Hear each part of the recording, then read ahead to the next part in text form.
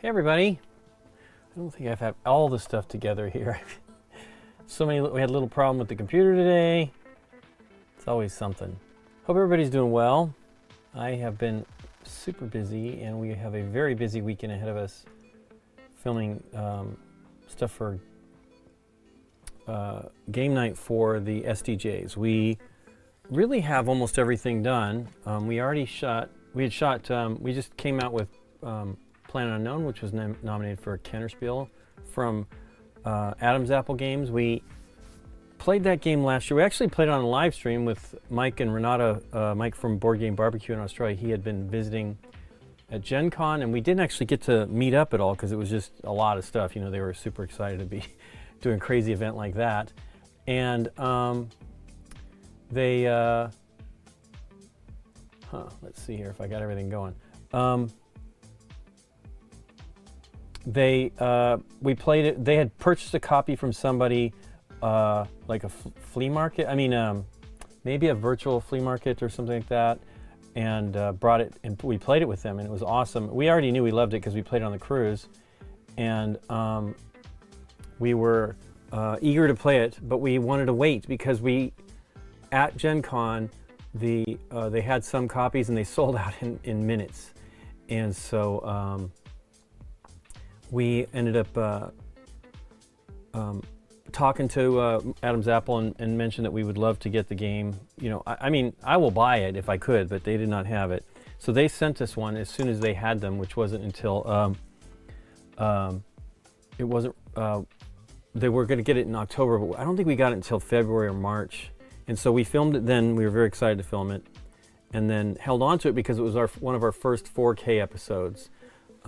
It's not like to the level of what our latest 4K episodes are, but we were saving all of them. But we ended up deciding to put out the Star Wars, the Clone Wars Pandemic system game for the 4th of May, and so we used one of them, which was filmed the same day, and then I put this one out because it's the only of the categories that we only have one video to do. We had already done Iki that was nominated from Sorry We Are French, and Challengers from Z-Man and, gosh, what was their name? One, I don't remember, two, small team, and which is exciting that those games are nominated. But for the SDJ, we've already filmed. I had purchased Next Station London in Germany in 2022 at Spiel, because Dave had been playing it on, I believe he was playing it on not BS2, BG, Board Game Arena, and he really liked it. So I was like, well, let's get it, because if he likes it, we'll do it on the show. And but we hadn't gotten to it till about a month or so ago, maybe a few weeks before that, 6 weeks. And then we also we had brought back Fun Facts from BGG-Con in November, and had been holding on to that one, trying to get more than 3 or 4. So we finally just ended up shooting with 4, because we just, everybody's busy. And so this weekend we filmed the discussion video. Oh, and we also shot Dwarf Romantic. We filmed that. I'd been wanting to play that one since I saw it at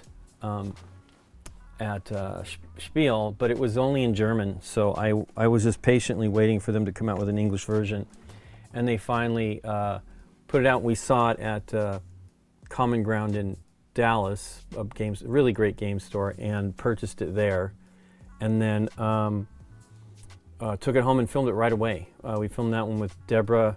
We did get something wrong that we're going to fix, but we can't reshoot with Deborah because she is away for a few weeks filming something, and we don't really want to do it without Deborah. So we think a fix will do it, as long as we teach you correctly, but we don't necessarily play correctly. As if you watch Planet Unknown this week, it was our first 4K shooting, and we were having problems. We ended up. That's why it's not really the same level of 4K our new stuff is. What we have to do 4K, we have to shoot in 8K from above, and we are using a camera that tends to overheat. And so we filmed that, it worked. I tested it, it worked. But as soon as we were in here with people and lights and everything, it was overheating pretty quickly. And so we just shot 4K. The camera will shoot perfectly fine 4K. And so, both those were kind of, it would have been a lot of moving around, both for Clone Wars and Star Wars, the Clone Wars and Planet Unknown, even though zooming in would be a little bit better on Planet Unknown, I think. Even though we're all doing everything at the same time, which is crazy. But in that one, I wasn't, whatever reason, I played 3 tiles, I think at least, that I did not put the impact craters from the tiles on. And I was reviewing the edit, and I'm like, what am I doing? So I had to put a note in there. It's pretty hilarious.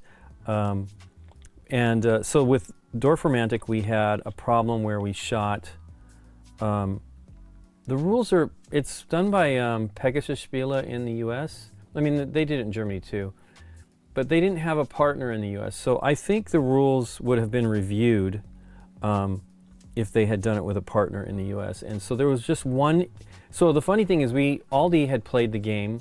He got it at the same time we did. I think he might have bought it for us. I know he bought it for GameNight. He had 3 rules that they got wrong. And I'm like, oh, we got all those right. But we messed up. Like, there's a placement thing. You can't join 2 groups that have, what do they call them? Gosh darn it, I keep wanting, no, it's not plans.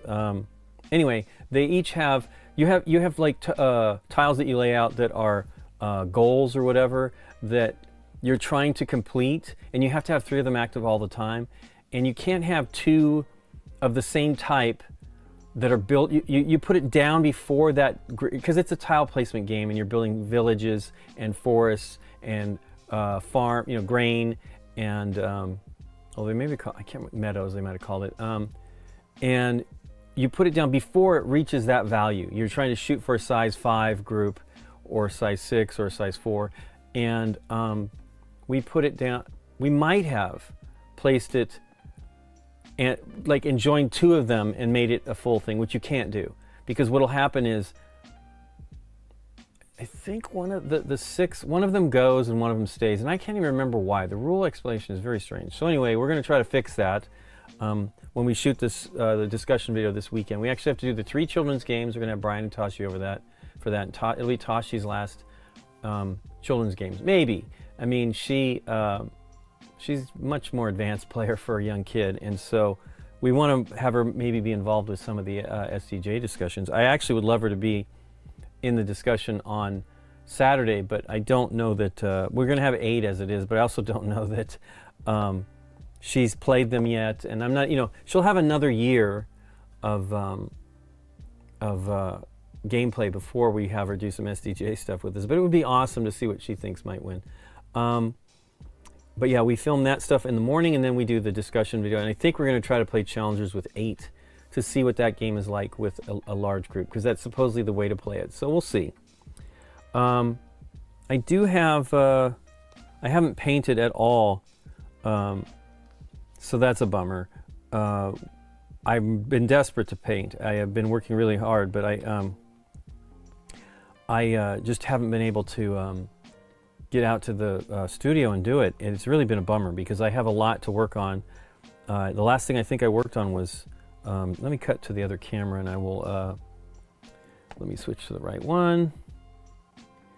But I will also change my glasses. Cool. So that last thing I worked on was Daredevil, and I really liked it. When I was painting it, I wasn't so happy, but ultimately it was actually pretty great. Putting on some reading glasses for this stuff. He turned out way better than I thought once it dried. Let me maybe zoom in a bit here. But yeah, we've been trying to do a lot of stuff. We got a very tight window to do things. But he turned out cool. The shading looks really great. I need to work on his eyes. I know there's something about them that's, you know, because he's blind. But that they did with it in the Marvel United stuff. I'm desperate to paint more Marvel United stuff because I have a lot to do. I also won, I didn't win. I bought at the BGG spring cleaning. There's a game called Ninja All Stars with some chibi ninja stuff from Soda Pop Miniatures and gosh, I don't remember their name. They're the publisher that did Super Dungeon Explorer, which I have some of that stuff to paint as well. And I thought, oh, I would like to paint these. They have these 2 giant monument things, so they're giant ninjas. I mean, you know, giant is about that big, but they're cool. And I was like, well, I'm going to get that. But John Thays, who's one of the folks that helps run the convention, he's like, I'm thinking about buying that. And so I'm like, hey, Scott told me I should get it. I'm going to give you the opportunity to buy it first. And he said, no, go ahead and get it. But I wish he'd taken it because they'll be fun to paint. And I really don't need more stuff. I do hope they do some other stuff besides Marvel. I hope they do some, like, I would love to see a Star Wars one for Marvel United type game. Anyway, so what I'm going to paint is, these are orcs that I have been dying to paint for a while.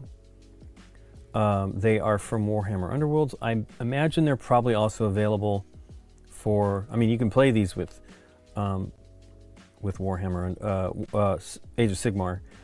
But I actually have 2 sets because I was going to do Scots at the same time. I had already done 2 different warbands. I'm not going to do, I don't know if I'm going to do them all simultaneously today, but I actually did do a little bit more highlighting because when I painted these the way I've got them painted now, I was actually going to do them in a different style, not using contrast paints. And in that so what I would have done is painted them all white and then airbrush some pink shades and then paint yellow and have it be semi-transparent. And the yellow over the pink would give you brown, dirty shading, right? Which is awesome. But I'm doing them with, I mean, I would love to see actually how that works. But I'm going to do them with this, with the Citadel colors. I'm going to actually show the colors. I'm not good about doing it, I guess. So this, I imagine I'm going to be using the Bad Moon Yellow, which is clearly an orc color.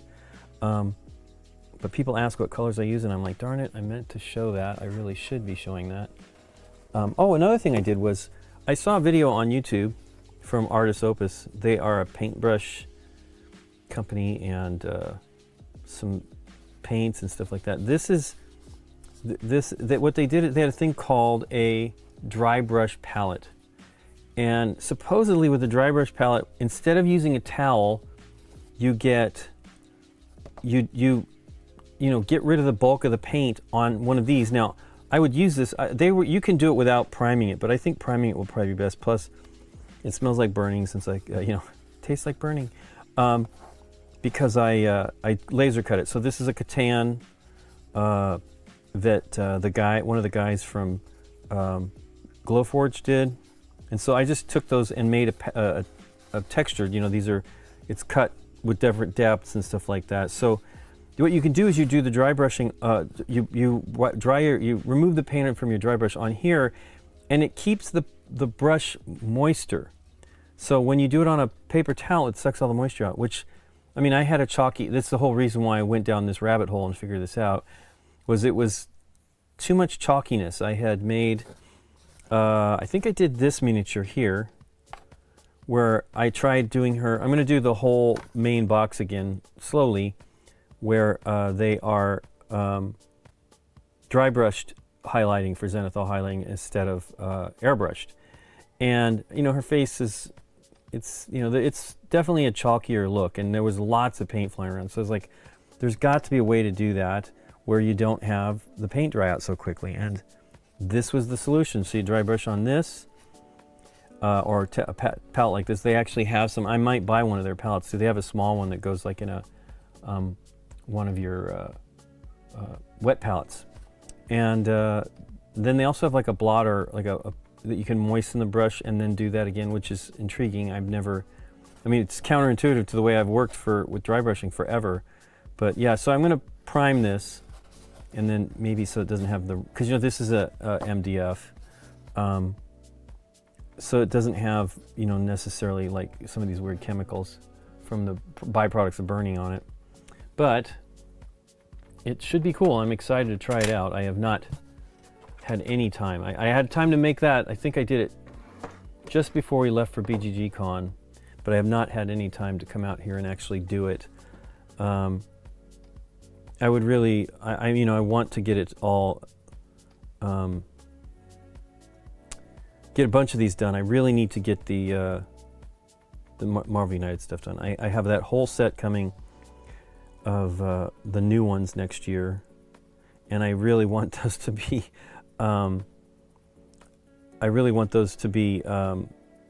these to be done so that I can get started on those, because it's going to be another 100 minis or so. So I will start. I'm going to do this guy first because his head is fully visible, so I would like to paint him a green. Now I'm pretty certain I have a green in these contrast paints. There's like a billion of them. I think there's one called Orc Flesh or something like that. Hey, that's Plague Bearer Flesh. I don't have all of the colors, but I have a lot of them.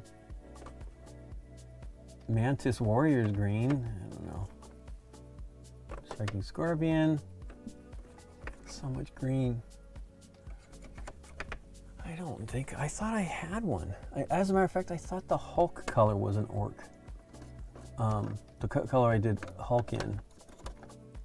Orc Flesh. So I'm going to probably thin this out. It's very olive looking normally what they do. The heavy metal painters at GW. So I will thin this out a little bit with contrast medium. This is, as I said, is the contrast Orc Flesh. They have so many greens and blues. Actually, I feel like there's more blues than greens. I don't know why they have so many colors of that. I really have been busy. I really need a little bit of the con was fun. We had a great time. It's just you're running crazy the whole time. And we only had a week overall in Dallas, and there was other things we needed to do. And so we didn't really get that much crazy, just simple time, which I kind of need. It's been a little while. We went to, last time we did it, that we did a convention in April, and that one's a lighter one, but it's still, we had other things going on around it as well, so it ended up being pretty busy for us. But yeah, I'm eager to try this green, so let us thin it down. Looks like all his neck is exposed there too. I do have a picture of some of these guys, but I don't think that one, he's got lots of flesh visible. It's weird that they have this olive color on them and then they do them, their color very dark green. Now, if I thin it with contrast medium, it might bring it down. Wow, this has been open the whole time. That is not good. Hope it's still okay. It was getting low, but that's a bummer. I don't like these bottles. I really don't. So it's been open a month. Hooray! I really don't like these bottles because I actually closed it sort of, which is not enough. Oops.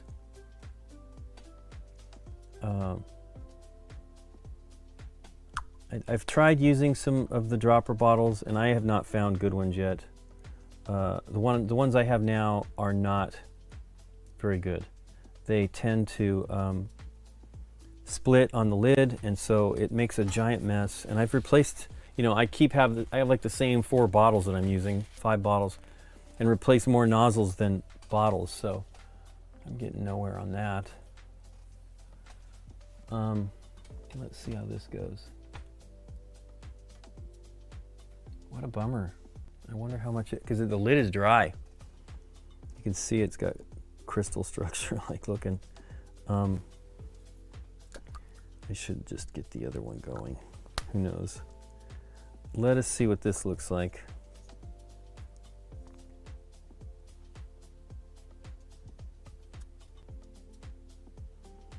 Yeah, it's pretty green. That's okay though.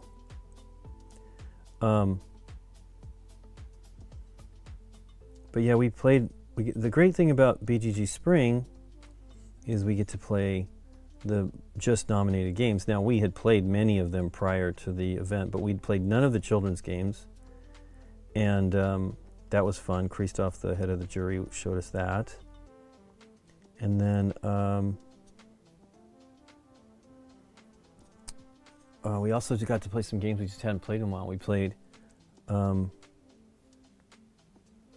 played Bonanza, which we hadn't played in, I'm not sure how long. Why is this not focusing? Is it catching something else? It was great. We had like 6 playing that one. And then it was the 25th anniversary, which was nice. It's a good set and a great box. So you could probably put more. If you have the expansions, you might be able to fit some of them in there. I have that same set, but mine is the German one. I'm going to try to get the English one before too long. But when we were visiting in Spiel, I went and visited with, met with the folks at Asmodee, at Amigo, and they had handed me that one as well. Which, I mean, you know, it's one of her favorite games. And so of course, I'm happy to play it and try to do it. We'd done it on the show with Mark Johnson a long time ago, and Dave. And I think they're just trying to raise the awareness of it. I think it dropped out of print for a little while when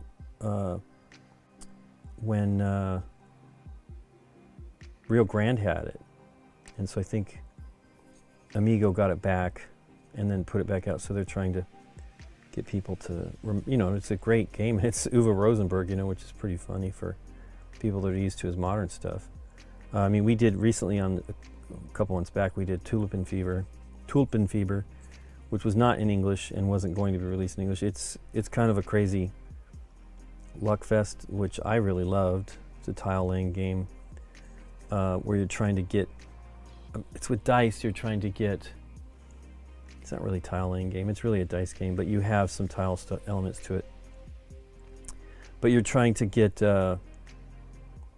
rows completed to win the game, and it's really awesome, but people don't like it there. It's too random for them. Many people saying there's no way that Uwe designed that game. I don't know about that.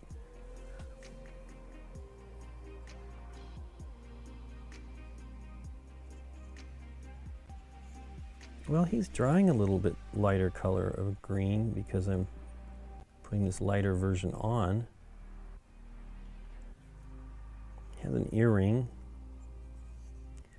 that I'm not certain what it is. It's probably just metal. Oh, there's two of them. Wow, okay. I hope I didn't foul that up.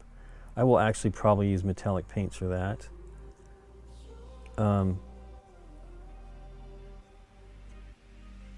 Yeah, we're gonna have, well, we have Brian Toshi over in the morning, and then in the afternoon we're gonna have another, all of us, including Nikki and I, 8 people, which will be fun. Well, at least that's the plan. And it'll be the first time we've had Dave and Aaron doing an SDJ thing since 2019. Actually, I'm not even sure Aaron was here. He came back down to LA at the beginning of 2020. So he might not have been on one since 2018 or 17 with Dave. Gosh. But Rusty should be here, which will be fantastic. The plan is for him to be here. I'm very happy that he was at BGG Con Spring, and it was great to see him. We had seen him, we had hung out with him a couple times during the pandemic when he would come by.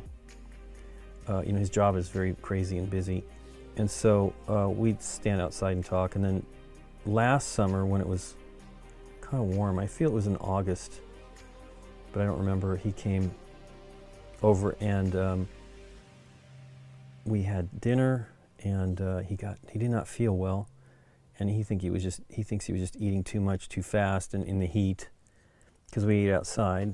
And so he wow, okay, he's wearing a gauntlet. But we're very happy to have him. He had a great time. We barely got to play with him though. He was out teaching games and just having a great time. People were happy to see him, and we were very happy to see him. So Rusty should be coming, and Candace and Aaron. Rusty, Candace, Aaron, Dave, that's 4. Who else we got? Mike will be here. We haven't really had over for a few months at least now. I think it was actually last summer after we filmed with Deborah. He's got a crazy busy job too. We filmed E.T. with him and Deborah, and another game, and that didn't work out. I kind of wish we had made it work out though.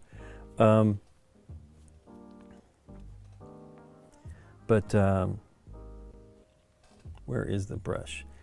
Is it over here? I've got to get some more like double aughts. But Mike will be here, and then I do know what Deborah chooses as the SDJ. She has not played the Kenners, but she told us what she would pick, so we'll talk about that. I don't know what she thinks the jury will pick, but we know what she would have picked, so we'll reveal that during the discussion. But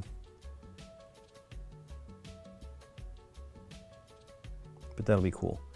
It'll be really great. We had actually more people planned for last year, including Aaron, but I think Dave might have been away. He will be leaving again. That's why we're filming so soon. We usually shoot this stuff in, well, we'll be gone too. We're going to go on BGG cruise at the beginning of July, but we usually do it towards the end of the month or beginning of next month. But since the children's jury doesn't announce the winners until the same night that they're doing the SDJs, we're not as in big of a rush. I wish I could see what his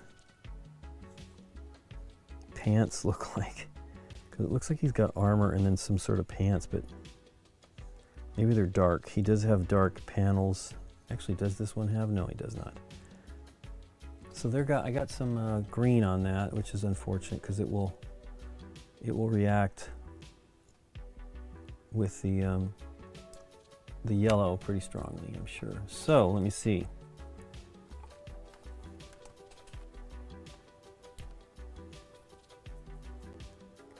Don't seem to have a lot of people watching today, but that's okay because I am just happy to be painting. I really have been wanting to well, before we got home, before we left, I don't have, you know, there's so many things to do. Oh, you know, that's green paint coming off. Because it's green underneath. We have been very, very busy. Okay, I need this, which is right here. Some of the Pro-Acryl white. Somebody wrote and asked on one of my other paint streams in YouTube if what paints I use, and I mostly use the Citadels as far as the contrast style paints, but I love to use, you know, I would love to use the new, I mean, I really love the Citadels. They've been great. They last me a long time, but I would love to try out the Army Builder ones. I almost bought some last summer, but I really don't. I bought a new rack. I have these racks from, what is it called? I never remember. Mischief Maker on Etsy. He makes really great paint racks, and I built one for it, thinking I would get them, and I didn't, because I want to wait. They have them out now, but I wanted to wait until the new formulation came out, because they were going to solve some problems that some people had, and with reactivation, which I'm not too worried about that. That would be okay. But I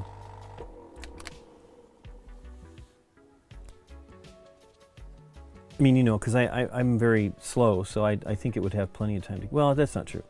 Sometimes I'd be painting another color pretty quickly after one, but I'm not too worried about reactivation. I've had it sort of happen on the GW ones, which don't generally do that. I've never had that many problems with it. But I want to try those, and I want to try the Vallejos. They're not speed paints. They're not. They're called quick. I don't know. And those are. I saw a bunch of videos about them as they were coming out, but I don't have any. None of the stores near us have them. Although I have been looking at ones. There's this great store in Pasadena that actually has quite a few different brands of paints, and I looked to see if they had them, because they did have the Vallejo, some of the Vallejo. Oh, that's too light. They had some of the Vallejo stuff, and they had some of the Army Painter. Actually, they had a lot of the Army Painter, and I was resisting, because we saw it when Matt Paquette and Alan and Eric Lang were in town. And I thought, should I get it? And I'm like, I still want to wait. I knew they were coming, so I just decided I'll wait. So there's a lot of yellow on here. And there's some chainmail.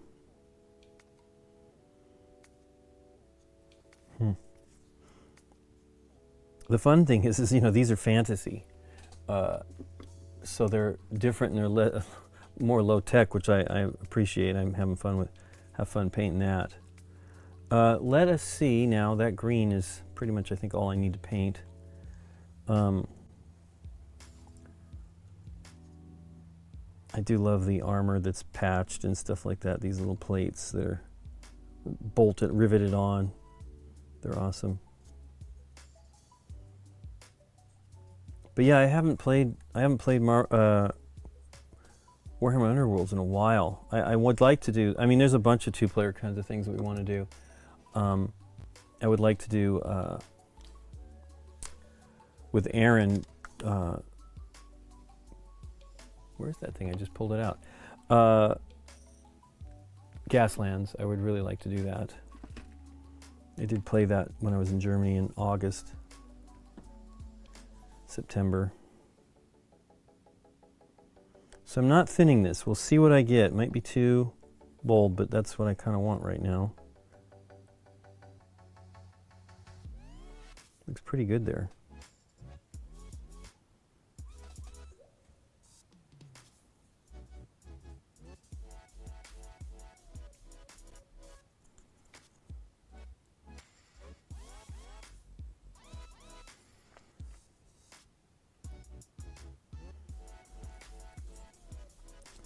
Artist Opus also has great brushes, I guess. I thought about buying some of their dry brushes. You know, brushes that are designed to do that. That might be cool.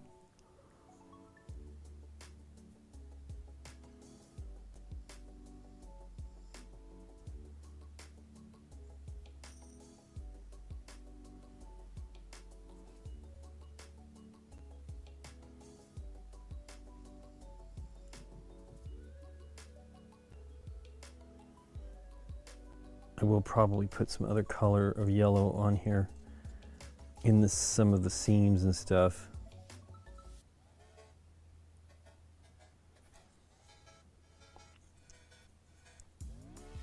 And definitely paint something in these big scrapes in the metal here.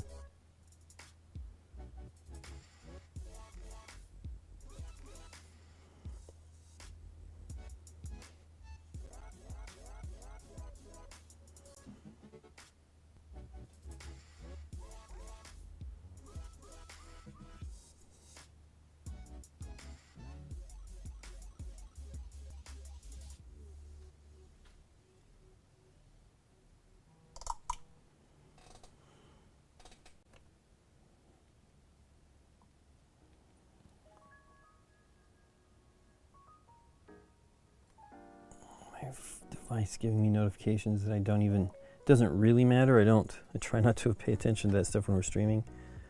But I have been just so busy trying to get a lot of things together while we have some time, because we will be gone for the BGG cruise for about a week, and then we come back, and I think we're only home for a few weeks, and then go to Gen Con. So I need to buy tickets for that as well. I haven't really figured it out.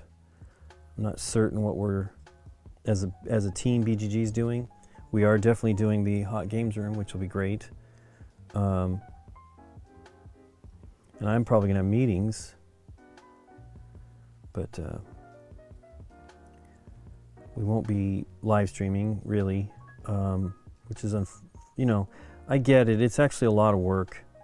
And Scott was disappointed, Aldi was disappointed with just how little viewers there are. That, you know, it used to be about 800 to 1,000 concurrent viewers when we did stuff at Spiel in Essen.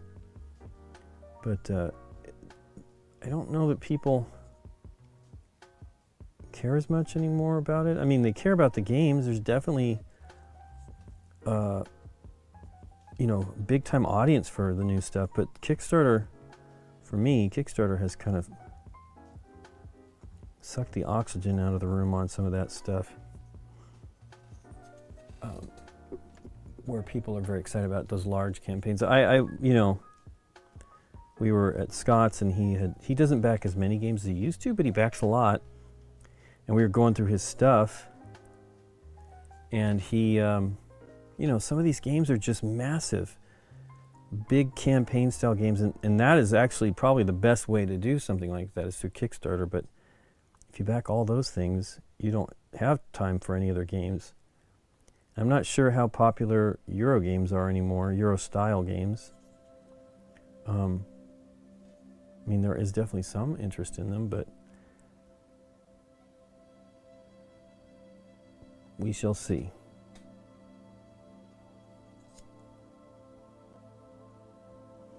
That is pretty yellow. So I will probably try to blend in some orangish yellow into some of the seams to see what that does.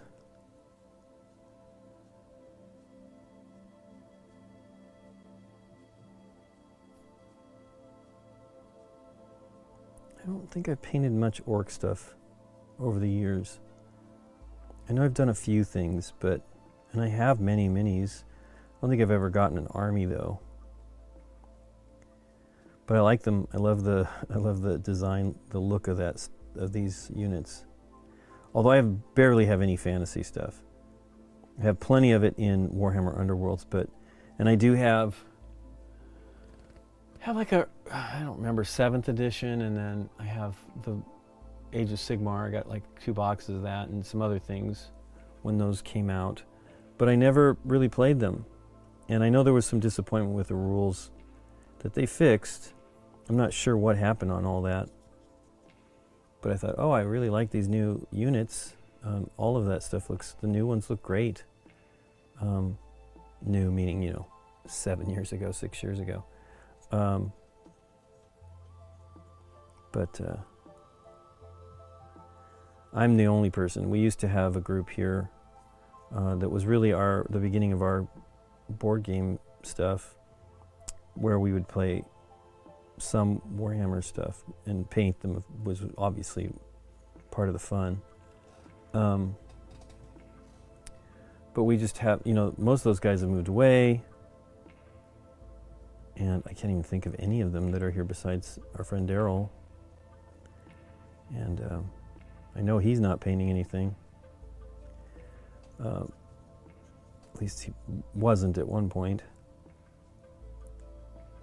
But I really want to get through a bunch of this stuff to really make it, you know, I have a ton of it. I have a ton of Warhammer stuff.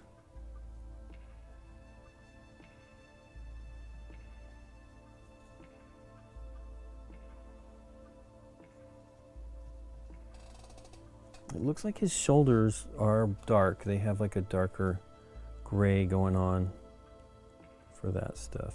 I'm not sure if these are that here, but I'm going to make them yellow. And I'll probably use my favorite color, which is the Basilicanum Gray. Man, what is going on?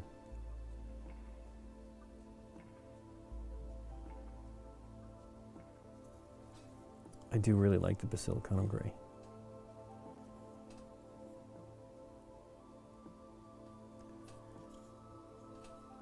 I mean, these are super easy to build, these Warhammer Underworlds. I've stopped buying them, but I didn't even mean to stop buying them. Like, during the pandemic, I kind of forgot about them. I bought all the stuff from, some of the stuff from Beast Grave, and now it's all probably gone. That's the real downer. I mean, you can buy the units, but you don't get the cards.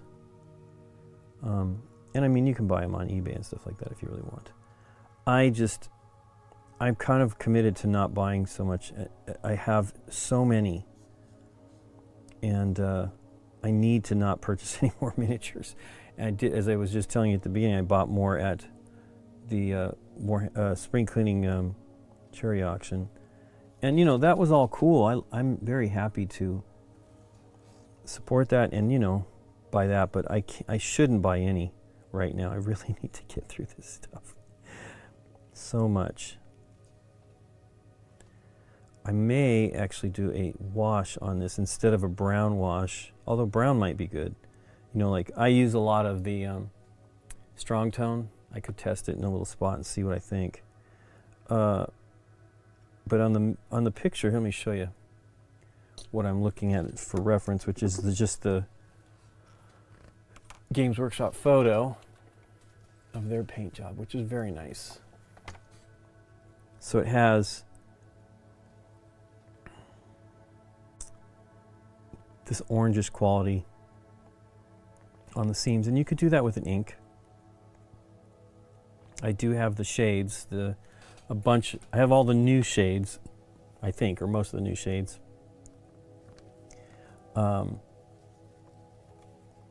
But I should put this on a base. I pulled it off the base, or the handle.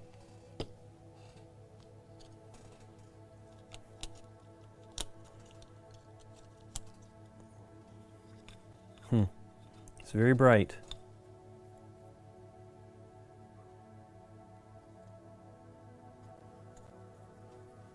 But yeah, I do have like an orange shade, pretty sure. There's a very straight orange, Cassandra yellow, but Cassandora yellow. But maybe this Fugan orange might be better. I don't know. I used to use a lot of inks in my old school painting style, but since I've moved to using the contrast paints, I don't do it as much, but you know, because contrast paints are sort of that already. They are like a shade, a heavier body shade.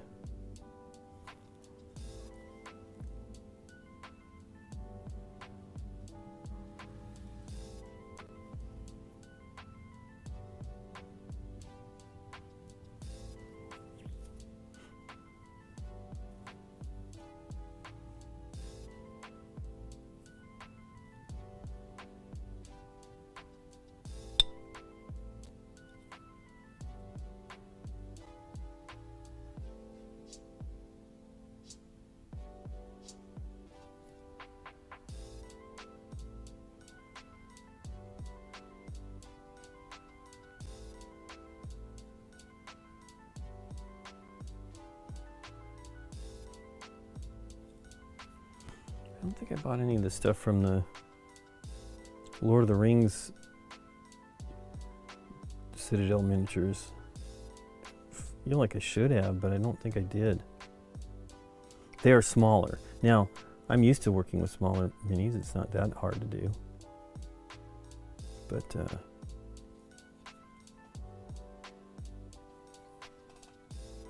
oh, I missed some flesh. Some orc flesh. Look at both hands. Probably has some on the other side too. Hope everyone, if there's anybody watching, I mean, there are people watching. I hope you're doing some painting. I hope you're not behind like me. Missing basically a month is a bummer. Although we hadn't, once I started to do this live stuff all the time, trying to do it all the time, I'm definitely progressed much quicker on painting, but I need to get through. I'm close. I'm within, well, let me count. 1, 2, 3, 4, 5, 6, 7, 8, 9, 10, plus the 2 that I'm working on, which is Elektra and Daredevil. 10 plus another 6, 12, 18. So I got 28 more to go. That's a lot. Probably not quite 28, but still very close.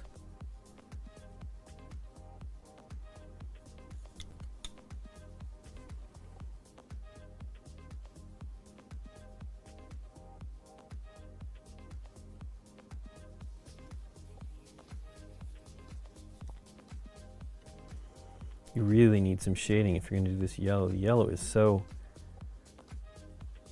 I don't even know if this actually is a darker color. It's not like the straight. So there is some contrast. It's more than one shade of color, which, you know, some of these contrast paints, the newest set from last year, some of them have a single pigment.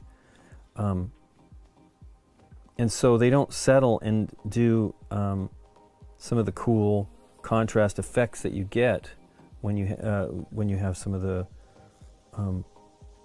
other colors that use like some sort of a solid pigment. I mean, pigment solid, but that it settles into the crevices and stuff. I mean, you know, this settles too, but it's much more of a mono color. Although this one shouldn't be like that. I specifically chose it. Well, could have done this one. This one looks like it has a lot of other color in it, and maybe I'll put a little bit of that on. But I felt like it was too green. Looking at it, it felt it was too green. I didn't want it to be that close. Yeah, the flesh is definitely the color I would normally choose for an orc. But it looks pretty good faded out here, you know, with the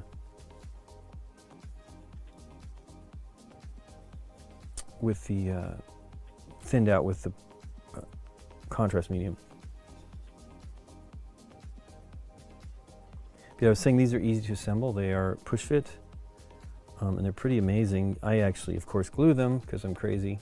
But I got to tell you, I push fit some, and once you do that, they do not come apart easily at all. I will generally glue them because that is just the way I am.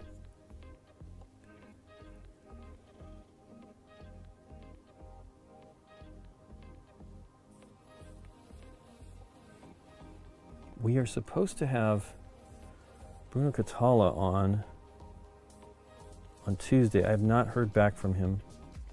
I need to write him to make sure, because we need to get him the information, maybe just get, you know, his, you know, they're 9 hours ahead or 8 hours ahead. I think they're 9. So they are. We can probably test with him earlier before we do it, but we definitely need to see if we're going to have no problems. We are playing a 2-player game, which we still haven't even received the actual physical game. I'm not sure we're going to get it. We'll probably play on BGA, which I don't know. I'm confused by the whole thing. But I'm excited that they want. The publisher asked us to do it, and they want to sponsor it, which is great. But I don't know anything about really what is happening, even though there's a bunch of emails that have gone back and forth.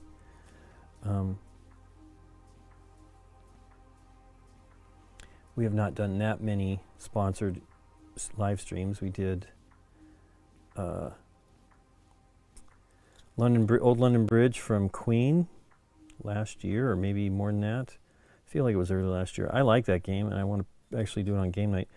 I don't think we have a real version of the game. We have a pre-production copy that's, I think, put together, you know, as a kind of a print-up thing, maybe like at Print and Play or something like that, but you know, not here, not in the U.S.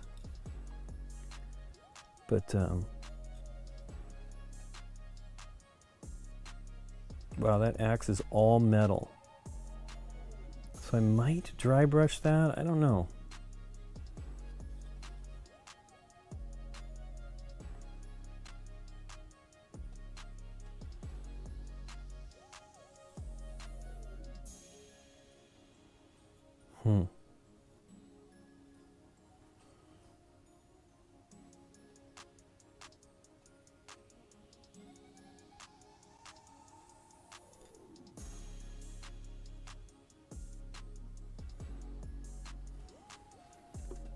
The yellow water is so fluorescent here.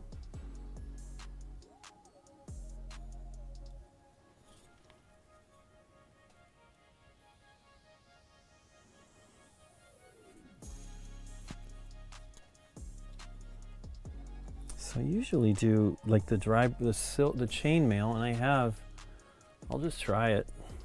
It's been a long time since I've used chainmail to paint chainmail. I used to just apply it, you know, sort of dry brush it, which maybe is what I will do, but I don't think I have a really good tiny dry brush. What I used to do is put it on the palette and get it a little wet, and then just delicately trace it on the chains. Oh, you know what? I need to do that green flesh. Boy, I really cannot believe I left that one open. How typical.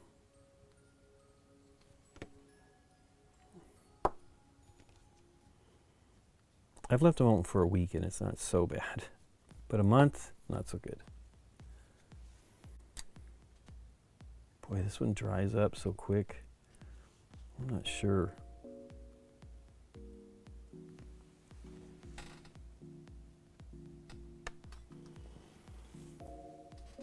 I really should just use the dry brush palette, dry palette to do some of this, but I really want to do it with like a larger surface and truly dry brush it.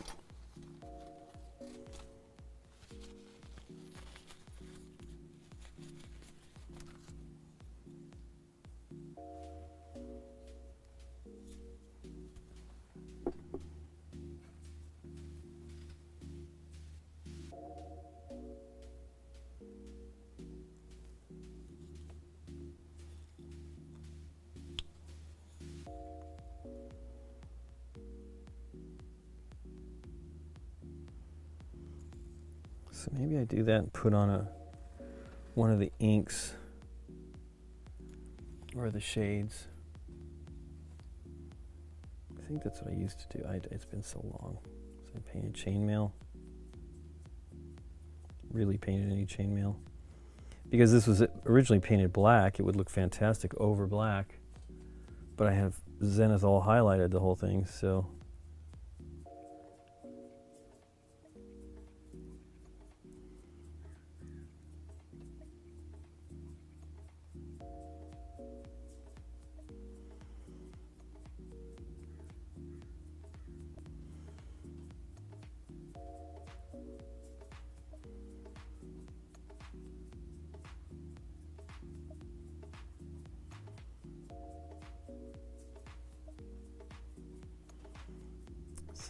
I was saying somebody to ask me about using some of the other, or just what I do use, but I really do want to try some of the other paints, but I am not buying any more of the same colors essentially until I'm out of these, because I have they last a long time.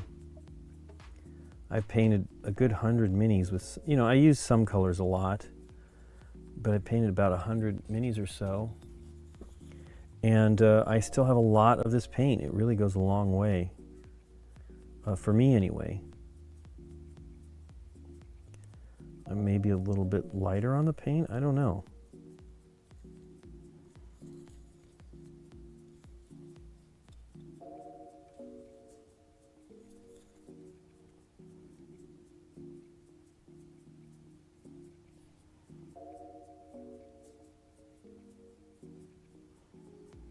One of the interesting things they do on these is they don't have like metal poking through. It's at least on, there must be some, but it's mostly like dark scratches in the paint, in the armor, on the edges and stuff, which is not the way I would normally do edges on a miniature that has like a metal surface.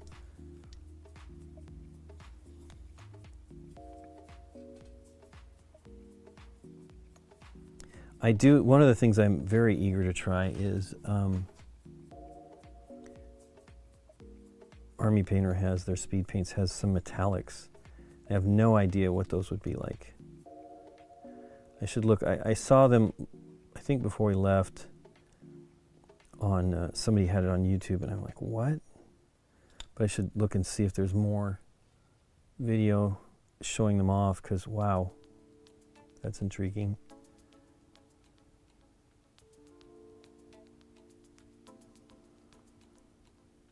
I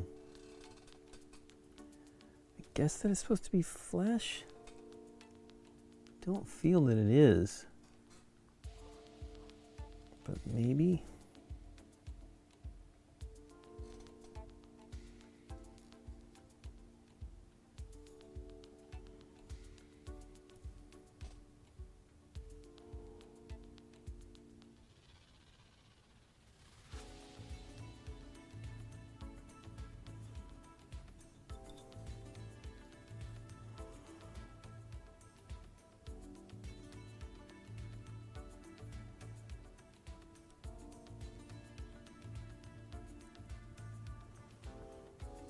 In the way here.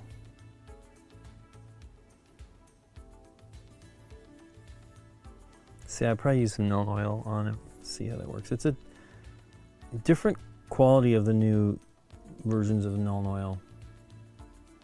It's funny, you can see here where the, because of the way it's ejected out of the mold, it's got this like stretch of, so it can pop, so it can release. I'll just do a little bit of the silver there.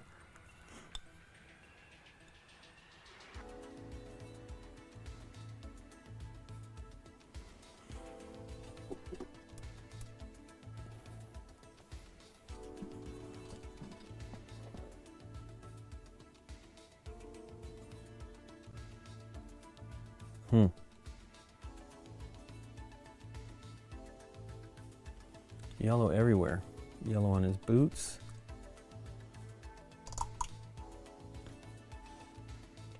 Boy, this phone. Nikki, I think, is moving around in the house.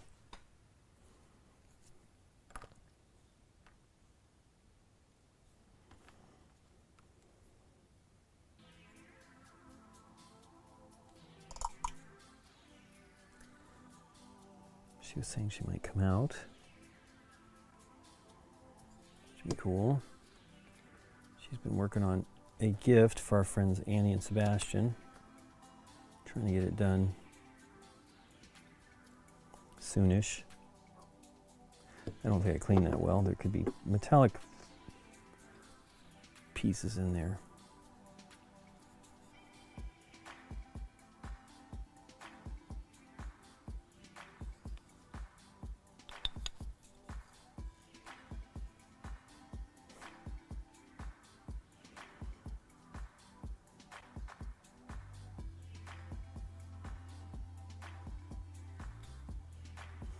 Yeah, I think this is kind of, it's doing some of the shading, but it definitely needs some color shift. I don't know if I painted much. I mean, I painted these two.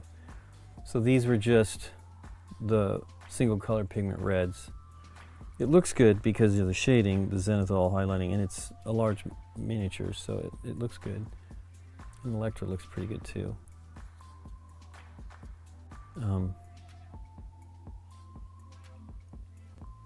But the yellow is strong.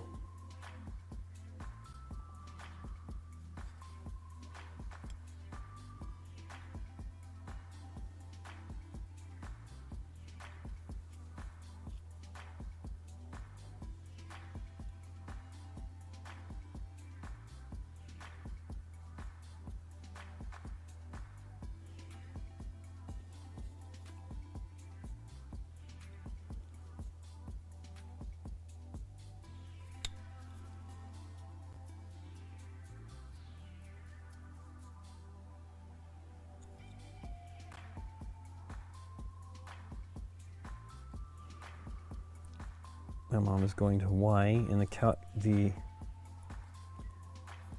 volcano has erupted again. So I hope everything works out for them and they can see what they want to see. They sort of have some not so great luck with natural disasters. They were supposed to go into, I think the plan was, I think they went, but it was after Katrina. And it was, maybe they delayed that trip. I cannot remember. It was right around the same time, and I think they had to delay it. But they went not too long later, and I was like, wow, I hope there's things to do. But they are on this, her and her sister are on this quest to go visit all 50 of the United States. And Hawaii is the final one, so I'm excited for them. I asked if they will go to Puerto Rico if it becomes a state. She's like, well, we gotta go if it says it becomes a state.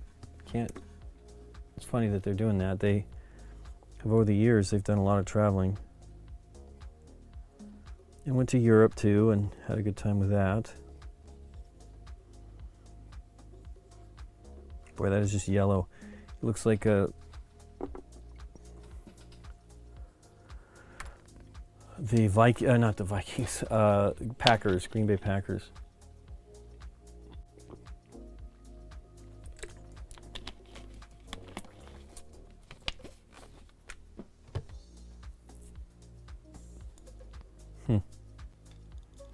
So I guess that's going to be skin. I don't know.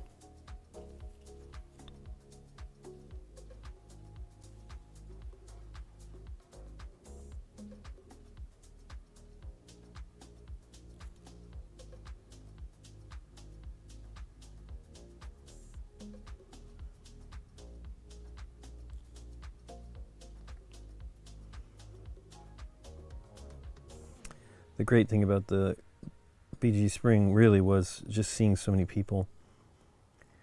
Lots of people we hadn't seen for a while. And it was sold out, which was great. So his eyes are red, are they not? Yes, they are.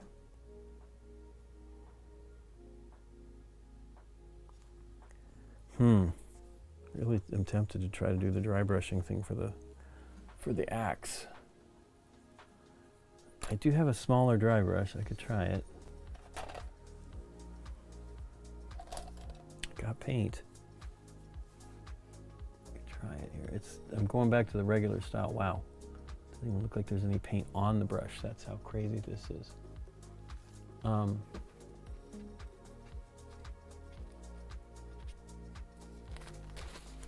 But it's been busy times, really busy times. And it's kind of that way for the rest of the year. So we go to this con, we go to the cruise, then we go to, 3 weeks later, we go to Gen Con, and then we have the longest break we'll have is then this is not very good.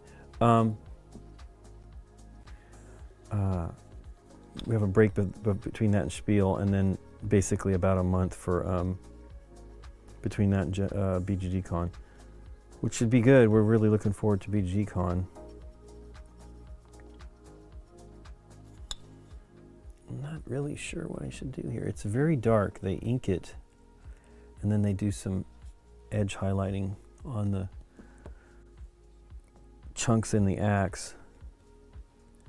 Put some more silver down. Oh, I could keep using this one, but I'm pretty sure I'm almost out. Oh, at this point, I don't really mind.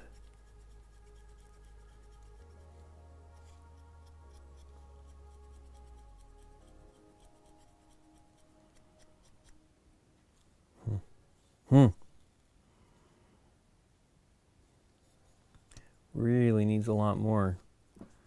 It's so funny, I don't even feel like you really need to clean the brush, but you do.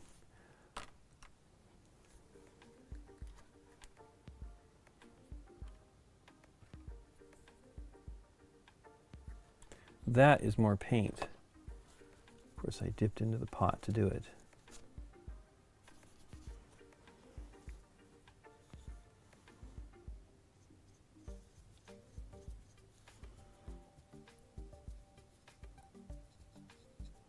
I didn't do the flesh still, darn it.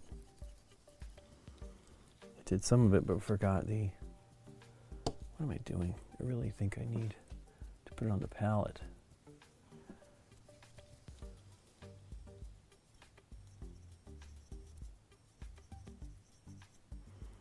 I tend to do metallics first. I don't know what I'm thinking here.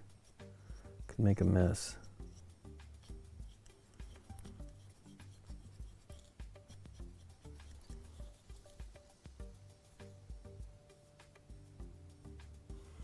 I like that these are just, you know, crude axes. I love the idea. But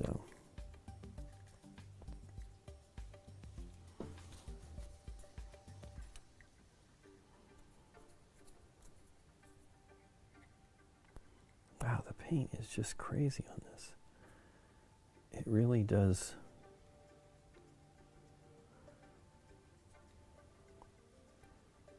Not really sure. These bottles are just not great. They're awesome when you're just painting directly from them. They're really great, especially on these contrast paints. If you have like one of these stands, these base holders, they hold 3 bottles. It's fantastic because, I mean, that's basically how I've run out of paint on some of these, is I've knocked down 2 bottles of paint, and the bulk of it, you know, not the bulk of it, but a lot of it was lost. The strange thing is I spilled the Basilicanum Gray. I still have the other bottle, and it's got a lot of color in it, but it does not work as a contrast paint anymore. I just end up using it as an ink or a shade, and it works fine.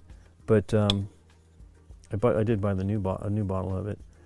And the other actually bottle I spilled was this one, this color. This is the second one I have. Those are the only 2 that I've actually replaced. I'm still not through any of the colors yet. I don't even think I've got... I mean, I am using both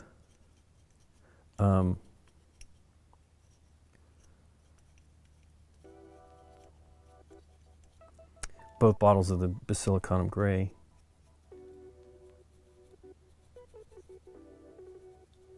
That's used to be how I would do this, is entirely dry brush it.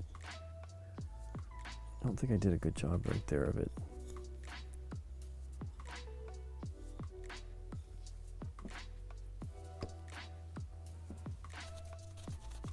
But yeah, it's a crazy summer, and there's potentially there's another con that might be asking us to come, which would be cool. I would love to go. I've never done anything like as a special guest. Oh, boing. Deborah has been going to a few. She went to one with that Charlie Cox and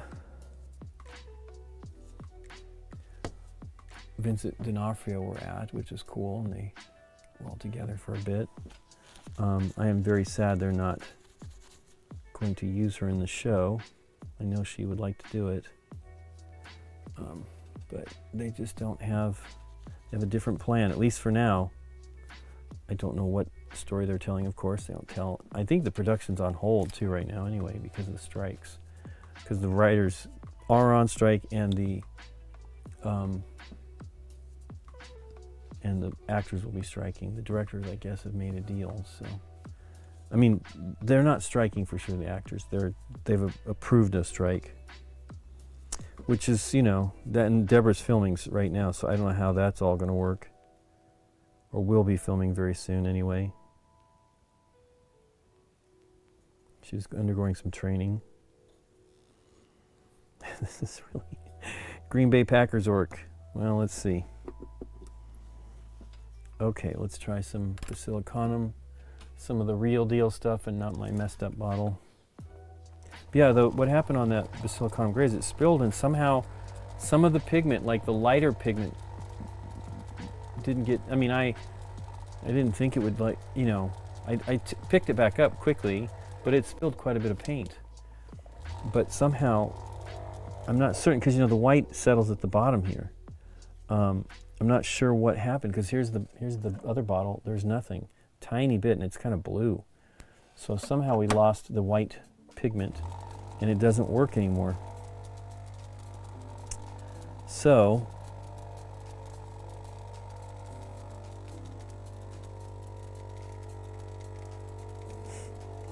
this yellow is just strong.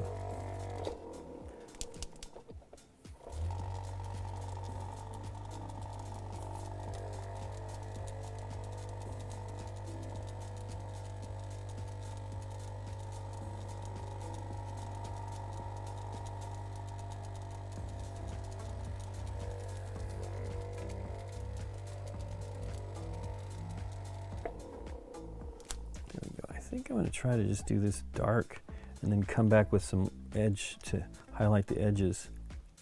We'll see if it's too dark. I mean, I used to use this initially strictly as this, like, because I didn't quite get how fantastic the contrast medium was.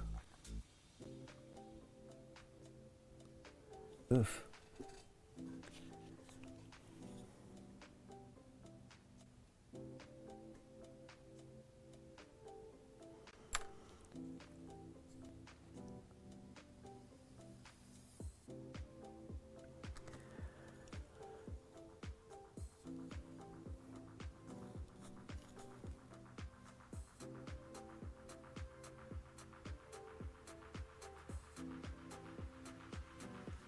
But I think the plan is to stream next Tuesday, and then game night, and then I'll be back painting again on Thursday. Then I'll paint again on the following Tuesday.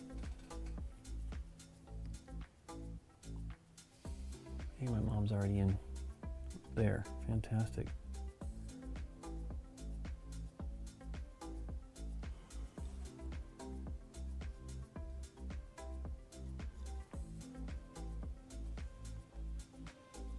Her and her sister, this might be, my mom's getting older, so it might be one of the last trips they can easily do. Maybe do stuff around here.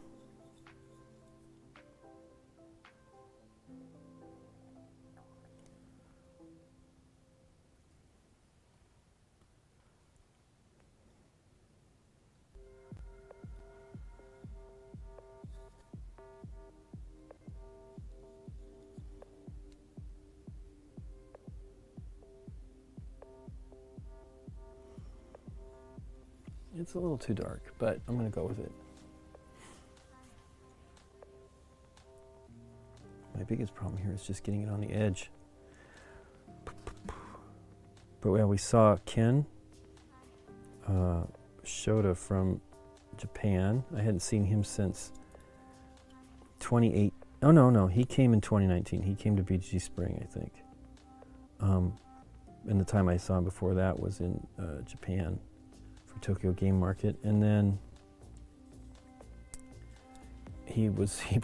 Eric did a post about it. He brought a bunch of games that he had purchased for him at Game Market that he would probably pay for in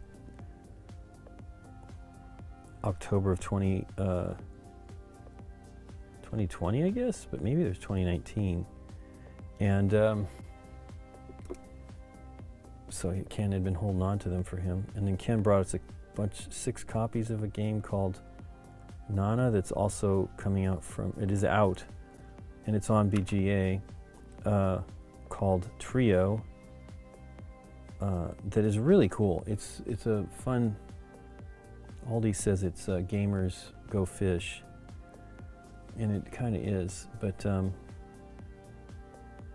we played it at the gathering and immediately wanted to get copies of it, and they had said, well, they're not, you can't get the standard version, but you can get the Christmas one. So I ordered the Christmas one. I order lots of stuff from Japan, Amazon Japan.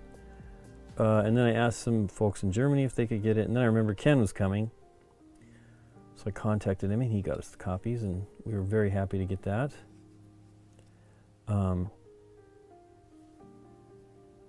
It's a fun game. If we do it on the show, which we probably will, we might have to do it with the cocktail version. The art is just not as fun on the cocktail version, or just cute, you know, they did some really cute illustrations. But it's awesome. Fun game and hard. Because it's got a memory element too, like where the cards are that you're asking players, because you ask them for the only thing you can ask for is the highest or the lowest card to see. And you're trying to get 3 of the same number. And you can't, you know, many times you're shooting in the dark and you ask somebody if they have it, and then they'll show you what they do have as their highest and lowest card, because you say, what can I see your highest card, and or can I see your lowest card? And so then you're trying to remember where those are at, and then there's cards in the middle of the table that you turn over, that you can choose to turn over instead of asking another player to reveal a card. And that is kind of exciting, because in those you don't necessarily, well, you do need to have the highest card for you to reveal it, because what you do is you have a certain amount of cards in your hand. Let's say you're looking for a 3. Well, you're only able to take the lowest or highest card from your hand as well. So knowing that stuff in the middle is great, but it's also painful, because you may not have what you are hoping in there. You know, you may not be able to get to it in your hand, because so what you need is you're collecting same numbers. You're trying to get 3 sets of 3, or 2 sets of 3 that equal to or equal to 7, either by subtracting one of the numbers from the other or adding. And then you can also win if you just have the 3 7s. But of course the 3 7s are hard to get because they're in the middle of the deck. They're generally in the middle of everybody's hand, you know. We've had one where somebody's highest number was a 4 from the get-go. And that was weird. Wow, this just looks, I don't know. I definitely have to do a wash, which I'm kind of disappointed in. I mean, this is where my first kind of disappointment in the single, this shouldn't be a single pigment color though, but maybe it is.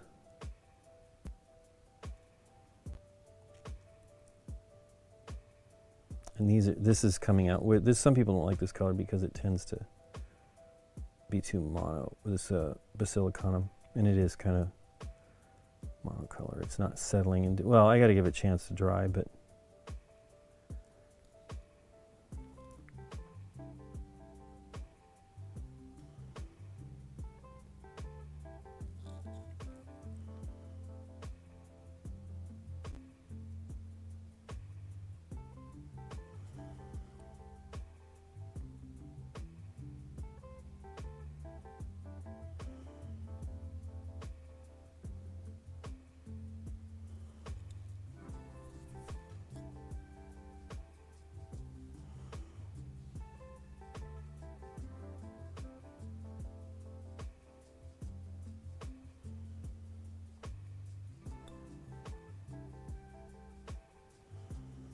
I'm really hungry today. I don't know what is going on. Had a decent lunch.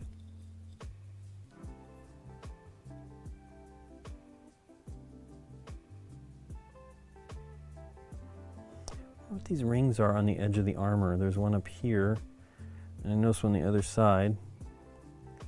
So there's a metal ring there. Oh, hey.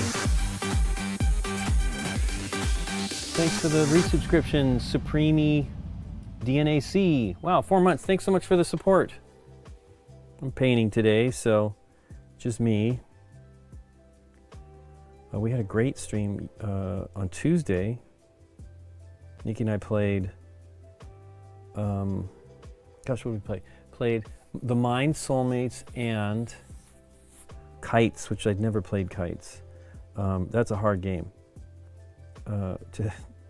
Nikki kind of like does not handle the stress too well. It's funny. Not that I do either, really. But afterwards I said, man, you were having a hard time there on some of that. She's like, I was? I'm like, oh yeah, you'd sit there and wouldn't know exactly what to do. And of course, that's the whole point of that. But it was really fun.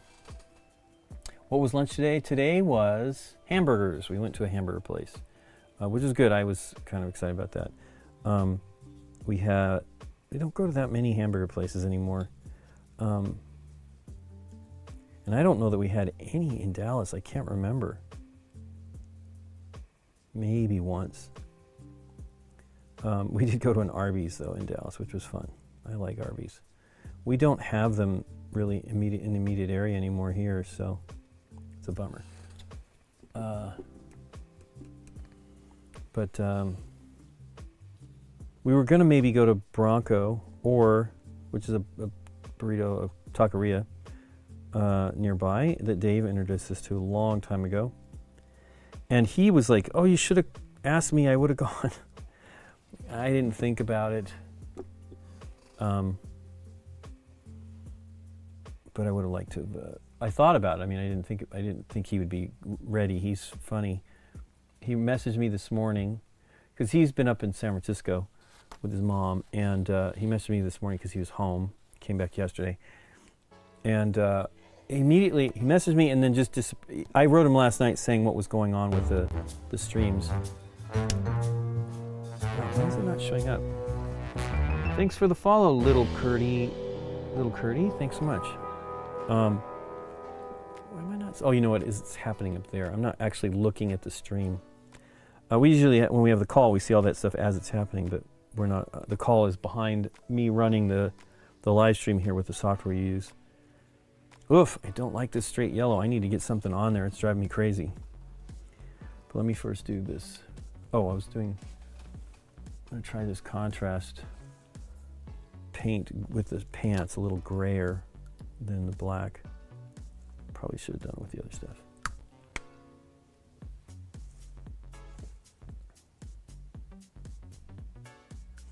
We did watch all of the season 1. They're on YouTube till the 15th, I guess, of Star Trek Strange New Worlds, which was very cool. I mean, at first I'm like, this is okay. But I liked it the more we watched it. And so I did. Now we had subscribed to when it was CBS during the pandemic, and then we ran out of things we were interested in. And I did something I never do, which is cancel the subscription. I generally keep it going in the hopes that something will be great on there, but it's getting to be expensive to do all that with all these different streaming services. So we will probably subscribe to that one for a couple months and see all the things, because we'd like to see Lower Decks and stuff like that. I'm not crazy Star Trek person, but Nikki is, and her father is. He subscribes to the. I was shocked he subscribes to it, but of course he does. He loves Star Trek. But I would like to see the rest of that stuff. Maybe a brown color. See, that's what I'm kind of thinking, Laurenberg. I definitely, I want to, the picture I'm using reference has it as a yellow, orange.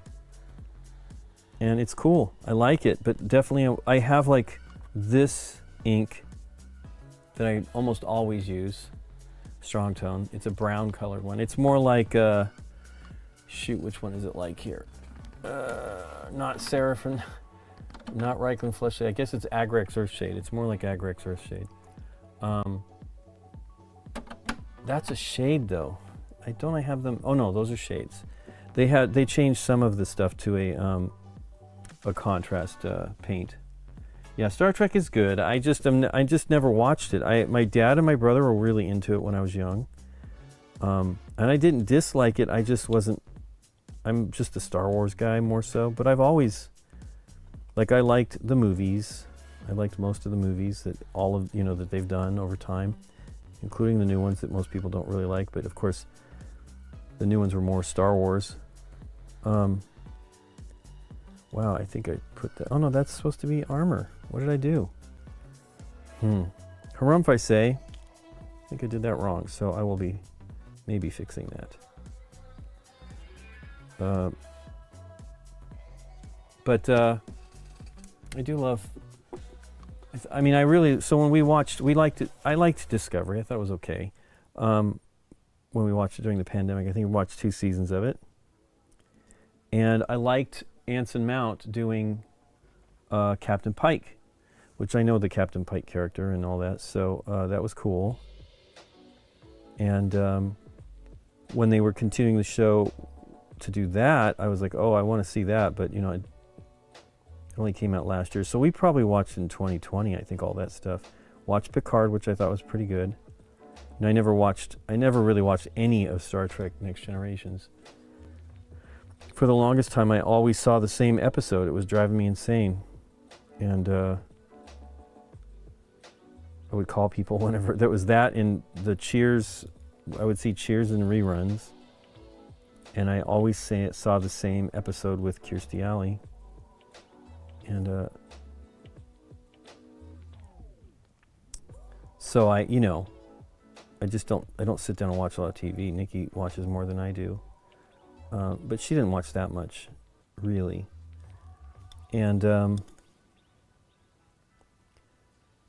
but I'm enjoying it. I thought it was fun, and I'm glad they did that. Although we would have tried to see it, I already knew I would like to see it. We just hadn't done it yet. So their marketing ploy worked for me anyway. I'm going to be watching it. I really should be using the ink. But we've been super, Nikki's got projects that she's working on, and let's try a little bit of the strong tone. You're not supposed to shake it too much, and just see what it looks like. I honestly feel the orange might be the better one, but I mean, I don't know. Again, this is a fantasy medieval kind of thing, so.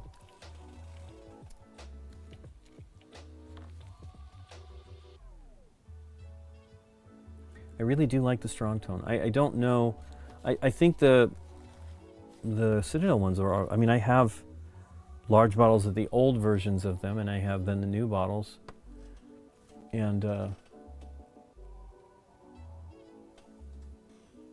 they look good. I use this Agrax Earthshade on a lot of metals. Oof, I think that may be too dark, but whatever.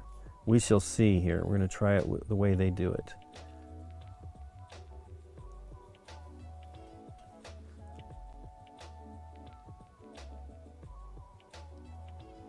So this may be like, instead of doing the dark scratches, just do these with the... Actually, it just occurred to me, I don't want it on this. I want it to be brighter here because it's my zenithal highlighting. So I'll take that off of there.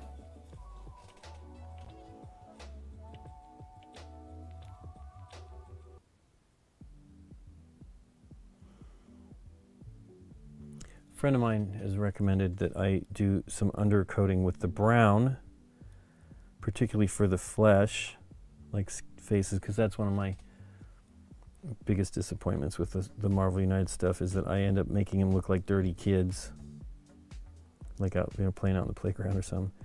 And there's nothing wrong with that, but it does look a little too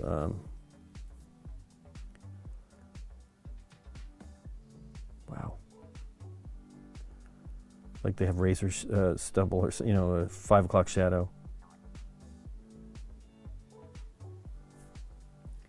Have to do something for that. I'm not real a fan of that. Those black panels. Now they're kind of a blue black, which maybe I should do.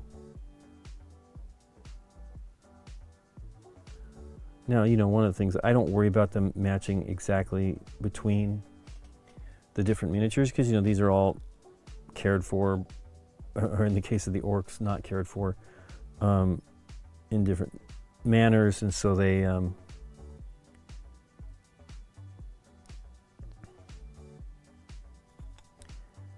they're not going to look the same. I mean, even my Space Marines, I don't feel that they would look identical, but, you know, that's me.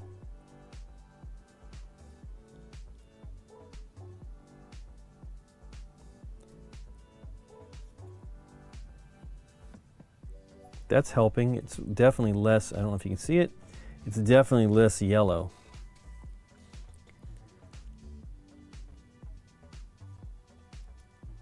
And I like it. It's kind of too green when it's the raw yellow, I think.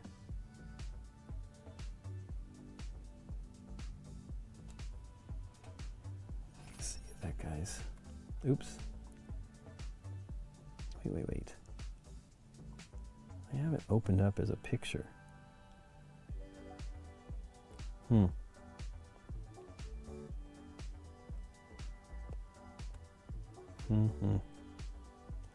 this is fine.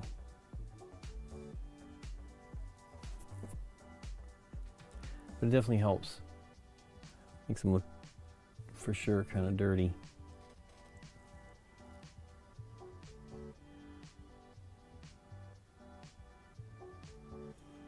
Put some blood on there. Well, blood would be brown after it dries, so.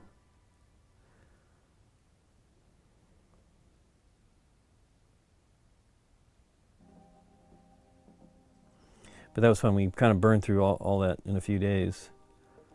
Star Trek, because it's only 10 episodes. There was some interesting stuff going on there. A lot of good parts and acting, and it was cool. Yeah, I'd really like to see Lower Decks too. I mean, it's some comedy people that we like. Where it's very black, that Basilicanum gray.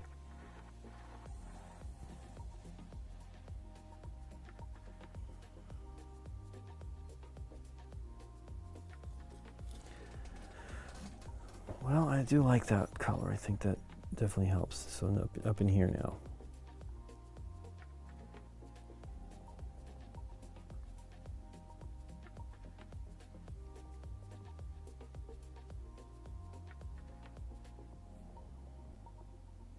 I do need to get some of these other strong tone, the other, what do they call them?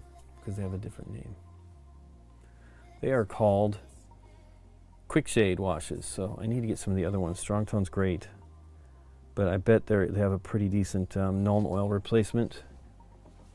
I think the new versions are fine, but I definitely prefer the older versions of the shades from GW.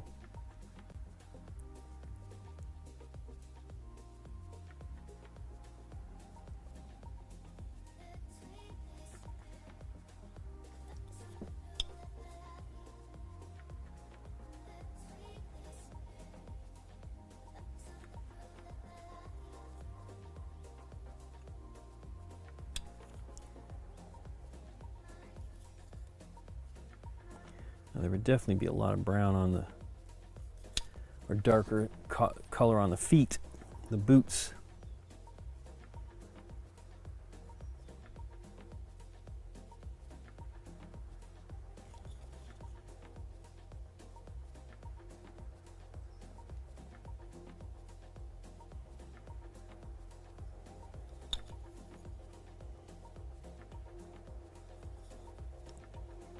That definitely helps. It brings it, it warms it up where I think it's too strong otherwise.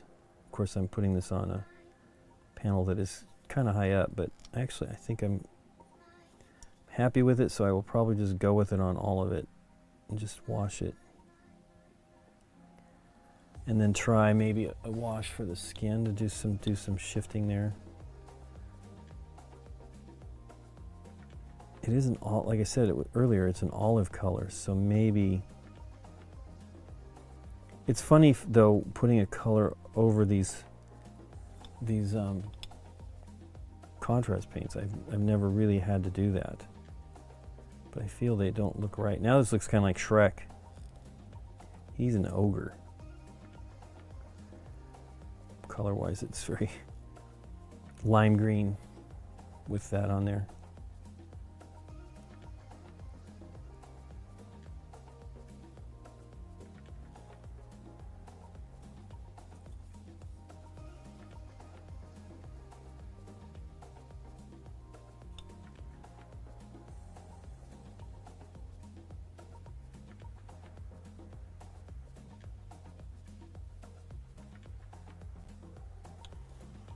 And it'll dry. It'll change the tone of it a bit.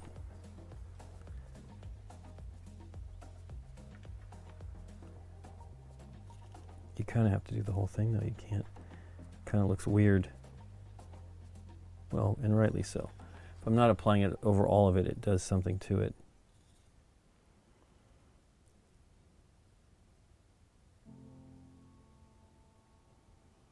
But I like it.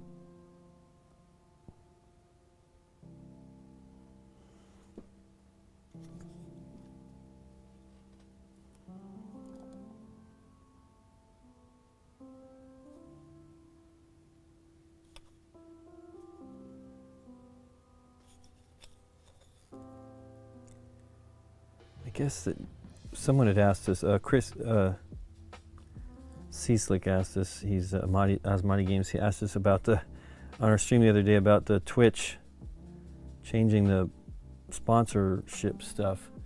And I guess they've already killed it because everybody was pretty upset. It's weird that they would try to restrict that when, you know, what you get from Twitch, unless you're massive, is not that much money. Now I don't think we make much money from it at all, but we're not trying to make a living out of it. And it's been, you know, we're not doing the kind of streaming that many people are going to love. So then I can come back in here and maybe do some yellow highlights on it with like a dry brush or something. That might be cool. I mean, I already think it looks pretty good. It looks very Shrekky though, but that's awesome. I like it because it's not as yellow. I mean, if I do the dry brush of a yellow over it, it might be just what it needs. Or not even that, just edge highlight with a standard yellow paint. I don't have a lot of standard paints anymore. I do have this Nitro, which I believe is this, I'm sure it's the same manufacturer as the old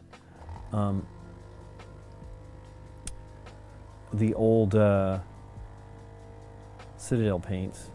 When they were making them I mean, they still may be made by the same people now. They were made in France for a while. That was when I first got into the hobby in the early 2000s. And I actually really liked their paints, especially the metallics. I really liked their metallics. But they changed them somehow. I don't know exactly. I have Mithril, I think, right? Yeah, Mithril Silver but I don't think it's the same anymore. But that's absolutely from one of those bolt shell bottles. It might have been a flip top one, but I doubt it because it wouldn't have lasted.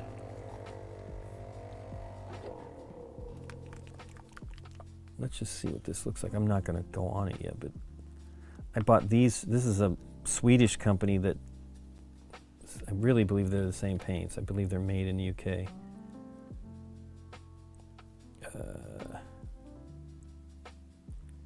Made in Britain, so yeah. I'm sure they're the same paints. And I believe they're making the stuff for GW, but I don't really know. I really liked them back in the day. These specific ones that were in this type of bottle. Actually, I don't know if it was really this type of bottle. It was those weird hexagonal bottles or whatever. I'm gonna try it. Let's see here. Doesn't really stick out too much, so maybe not.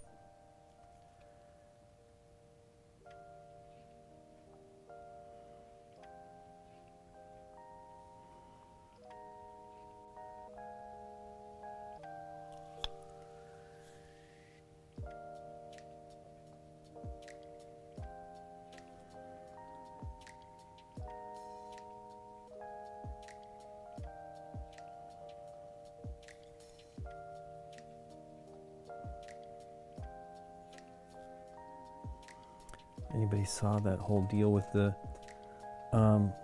it did look neon, Laurenberg.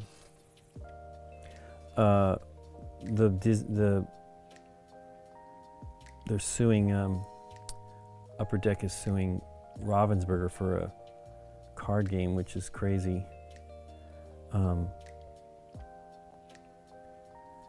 And it's the Disney themed one that they put a lot of effort into, and they've said they've been working on it for 3 years. I'm just shocked that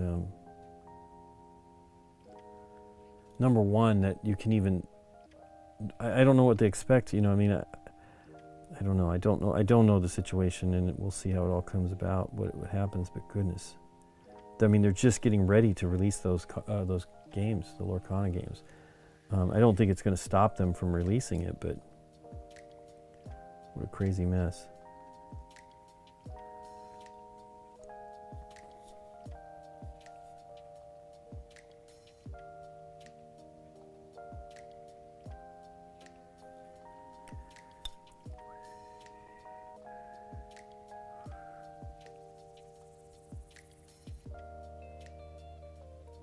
Just a little bit of yellow might help.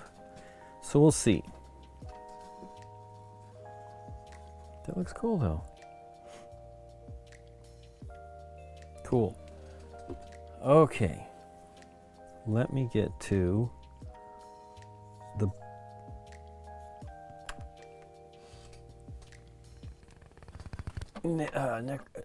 Null Oil. There we go. Where is it at? What is this other one here?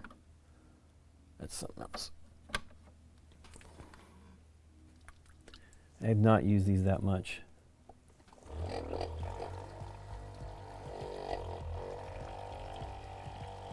But I bought these paints and I bought P3 paints because they were, I believe, the same stuff too. Here's a P3 paint. Same bottle. Made in the UK, so I mean, I'm pretty sure these are all made the same. You know, the colors are not the... Some of them are Coat d'Arms is another one too. Do I have any of those? I do. Coat d'Arms. And these were, I'm sure, made in the UK too.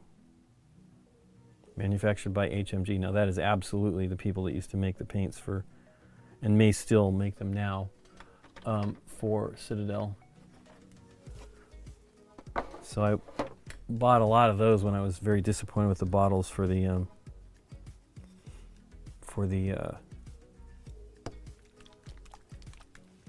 bolt shell. You know, after I used them for a while, I was very sad because I really love the metallic. The metallic is really, they were great, particularly like the shining gold and the silvers. I really love them, and they don't. I don't think they're as good. I was talking to one of the folks that was working at we used to have a Warhammer store near here. I was really sad when it closed because at least they carried everything. I mean, that's my biggest problem with anything is I don't necessarily want to order it online, and I have to all the time just to be able to get things.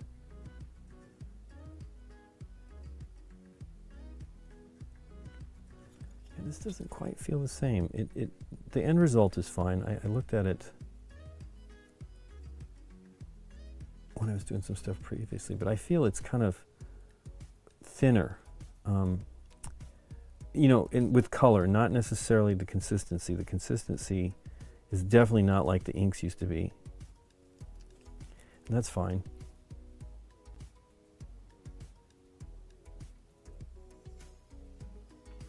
So basically I'm kind of reverting to standard paint style here then, which is fine. I like doing that too, but I definitely, oops, that's a lot of paint. I've been having a really great time working with the contrast paints, so.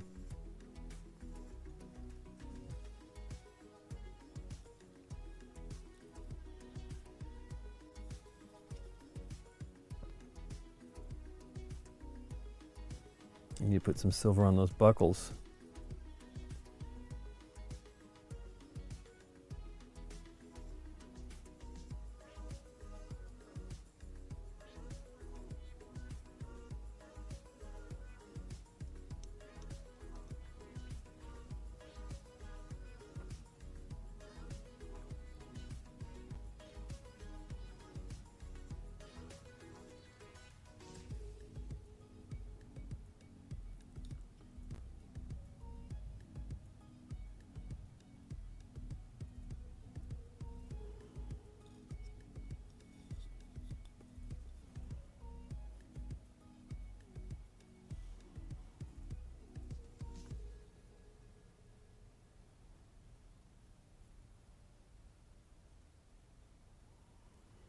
That looks kind of cool.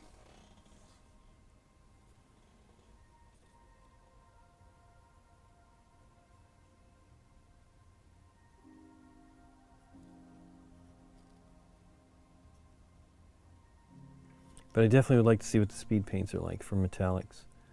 That's very cool, and I want to get some of them. I think they have a full-on set with the second formulation stuff, but I really don't need them. I have so much paint to get through. In my previous mini painting era, in the early to mid 2000s to 2010 or something like that, I just wasted so much paint because I didn't get through it before it dried up. Now, of course, I was mostly buying Citadel and some of the ones I just showed you, and they were okay, but really, these contrast paints are doing great. The bottles definitely seal fine, much better than they used to. I just don't seem to. I got to make sure it's sealed. That's my biggest problem. Is I think I don't actually do a good job of closing it up. But we go on the cruise, and there is a game store in Sitka, I believe, and they have invited us, the BGG cruise in, to come check it out. So that's going to be fun. Maybe go play some games or something. Never played any games in a while. I did play on the cruise in 2018.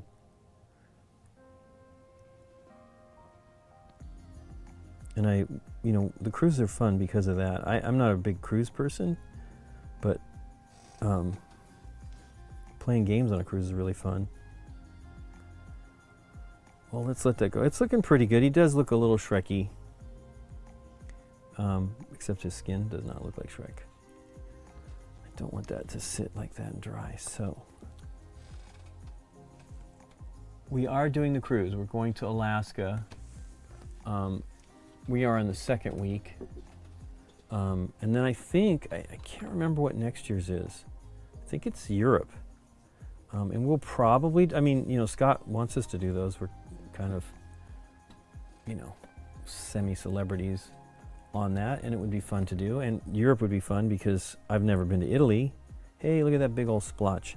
I've never been to Italy, but I've been to some of Europe. I don't know what I did there, but I'll try to make up for it. Somehow I fouled it up. It's very easy when I have this very filled brush with the shades on it. I definitely need to dry brush that with maybe a gray. It's just very strong.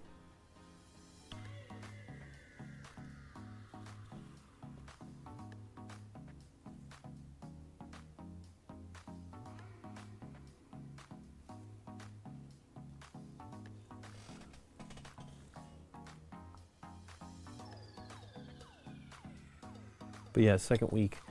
The Alaska trip in 2018, which was our first cruise, the BG cruise we did, was our actual very first cruise ever. Let me zoom in a bit. We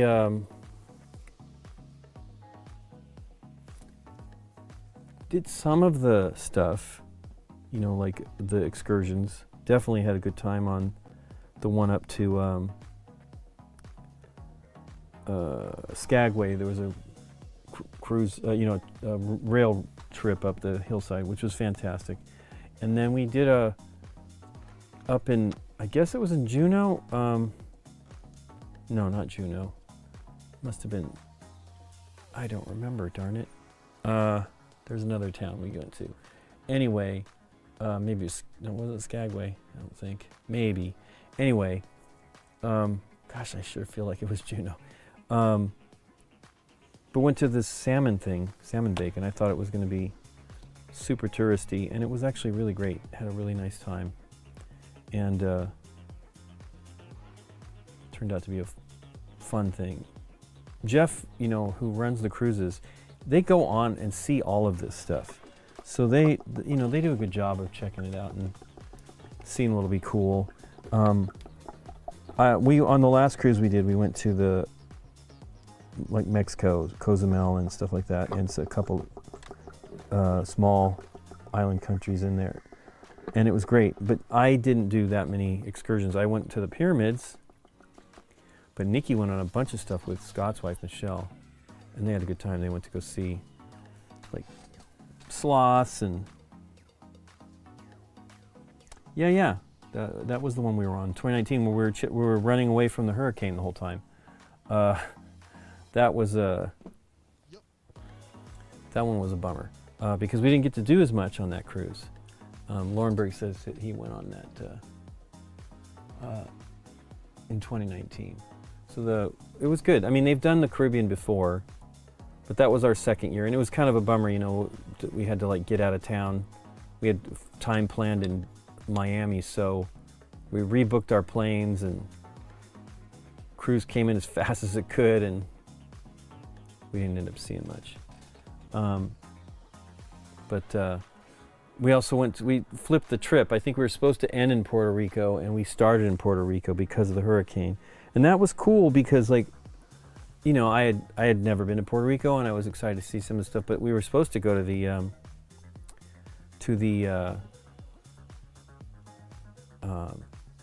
Arecibo, I guess is the name of it,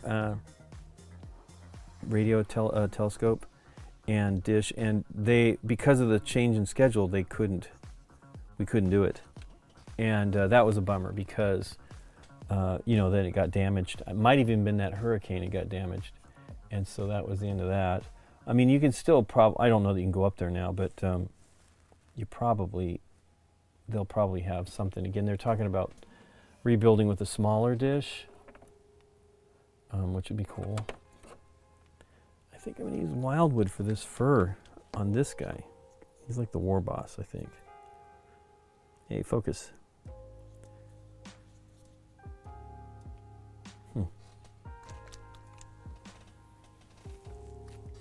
yeah, we had a great time. It was fun. Those cruises are fun. I don't think I would appreciate one if it wasn't a gaming cruise. I know I wouldn't enjoy the at sea stuff because I basically went and saw everything right away and was done. And we went on, I think the cruise that Laurenberg's talking about was Laurenberg Hansen. I think that was like one of the brand new ships, so it was really high tech and cool, but I was done looking at it in a day. But it would be cool. I would like to do that one again and do it correctly, but I'm not a big fan of the company town stuff that they do.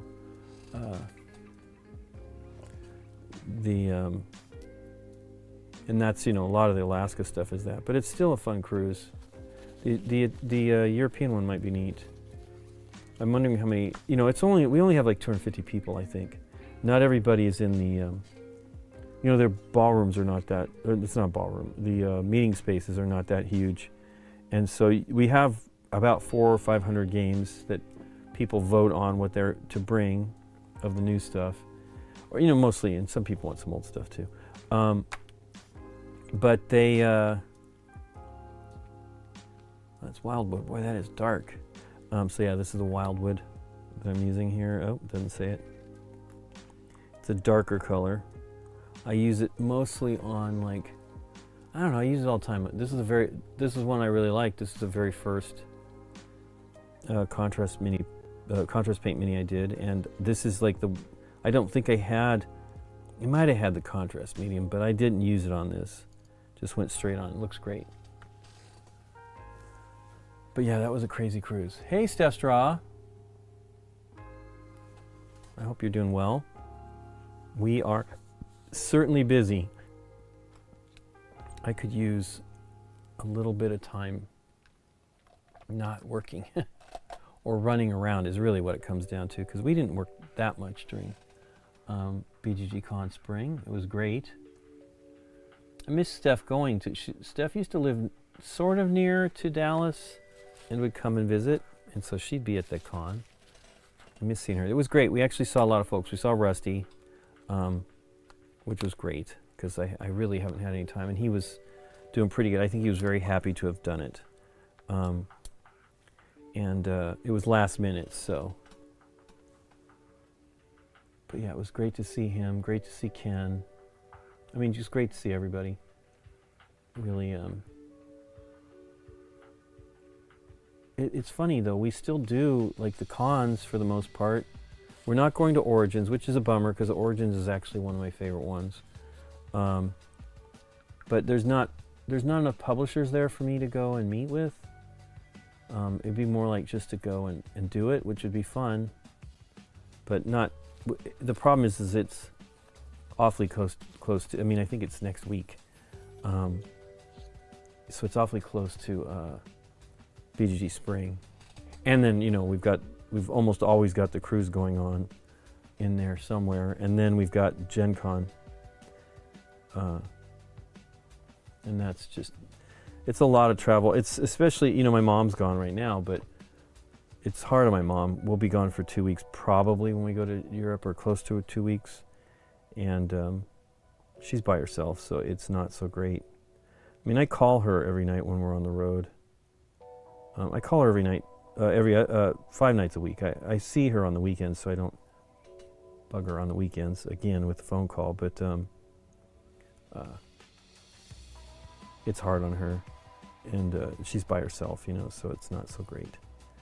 She has friends and stuff, but it's just, you only do so much, right? Especially as you're getting older.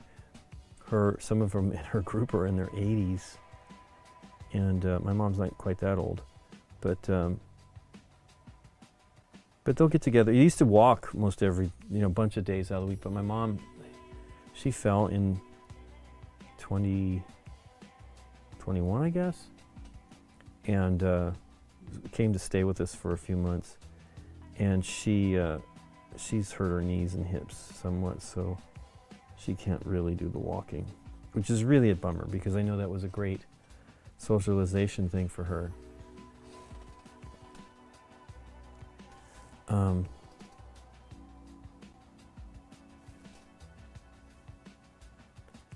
But yeah, she'll be gone only a week for this cruise, and not cruise, just the trip to Hawaii. And then like a week and a half or something. See, so next week would be about the 15th, maybe 2 weeks. Well, I'll be home 2 weeks, and then we go for the cruise. This will be our first repeat cruise, although it isn't the same. We're seeing some different stuff this one. I don't know if we're stopping in Canada besides Victoria. I'm not sure. Because there is a stop. My mom took, the funny thing is when we went on that cruise in 2018, we were trying to have my mom go and my aunt, but they did not want to do that cruise. So they ended up doing a Viking cruise to Alaska, because that's how they got Alaska in. And they enjoyed it, but not so much. You know, they don't have, I mean, they went and watched, I think they watched movies and things like that, but they just didn't have, she was telling us today that it was good because they could do laundry on some of those days. But they were on a Viking one.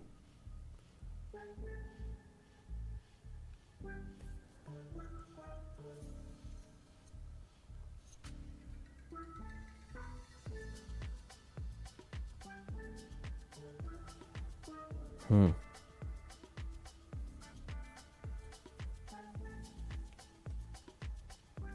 think I'm going to build this up a little bit more because I thinned it out, so maybe I shouldn't have. Man, this phone. I really should mute it.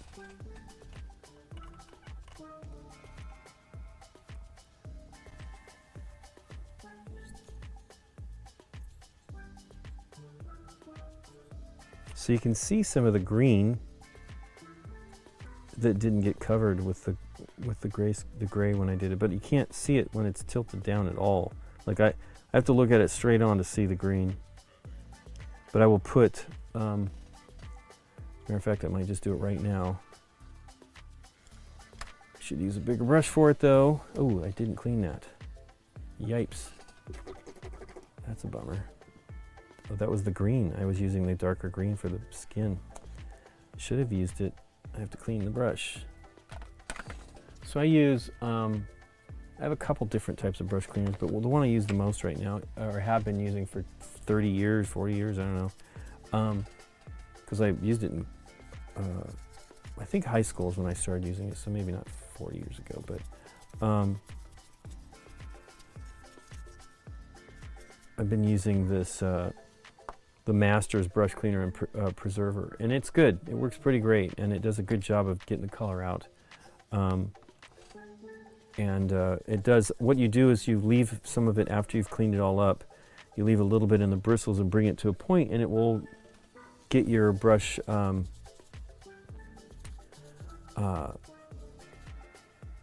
get the point back. So pretty well, does a pretty good job.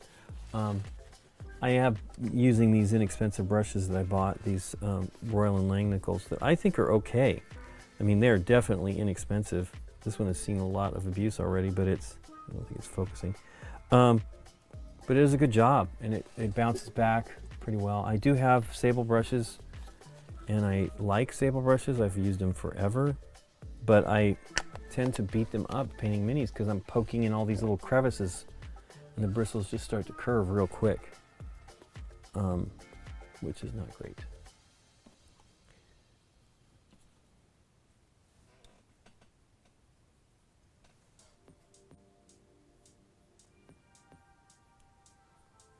Let me take that off this holder.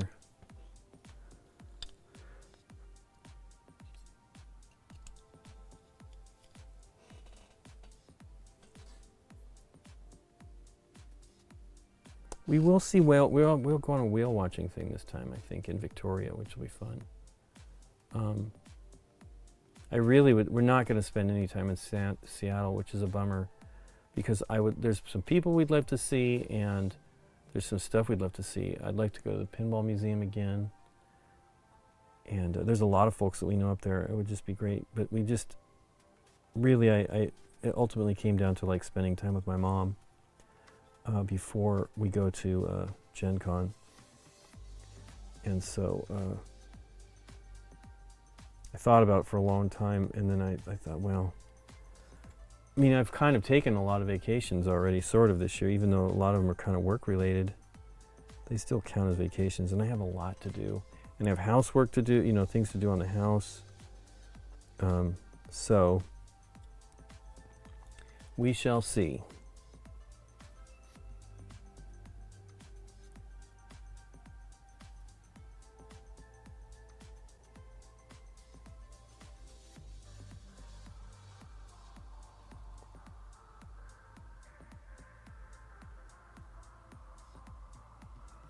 We had a great time doing the pinball stuff 5 years ago. It was great.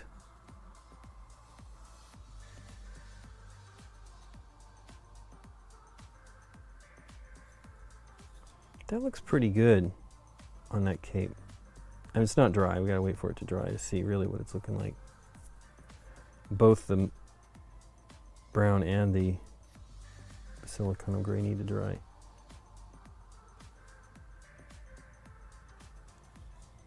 Oh, there we go.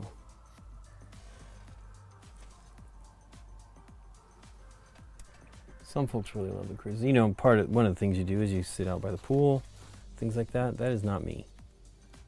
I spent my youth at the beach, and I just don't really care anymore about doing that stuff. Let me see about the skin. What should I do? Do I have kind of it's olive color? I don't know what we've got here. Camo. Croak green. Maybe? That might be the one. Poxwalker. It's going to be like one of the plague bearers or something like that.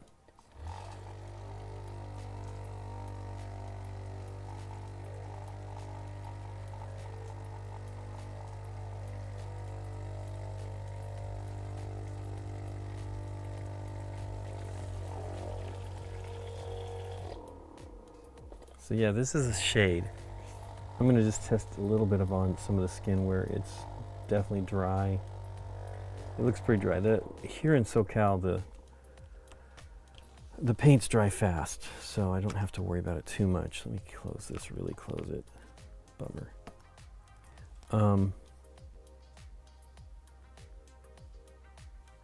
This might give me what I'm thinking I want. Or maybe not. We'll see when it dries, but it looks kind of, it's a very, I mean, this one here is, what I'm using is Croak Green. It seems very dark on the paint, but I mean in the pot, but when you put it, not dark, but it's a sage color. See if I can get to focus. It doesn't quite look like that in life. It does on the that it looks like on the camera, but I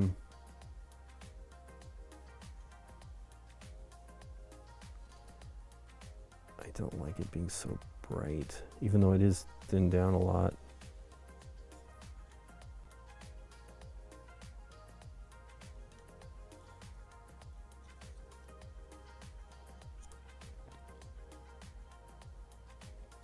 I also want to paint the Jurassic World minis that I was painting. I really like the 6 or something that I did for the stream and really had a good time. We actually want to continue the game. Deborah is interested in playing it with us, but we won't do it on a stream. Although I don't know that the game did that well. I don't know how many people have it. It's kind of a bummer because it's quite a campaign. Now where we left off, we had just gotten our pants beaten. So we will see. I'd like to see what happens next. I kind of feel like we probably can't recover. Who knows? But we had fun playing it with Candace.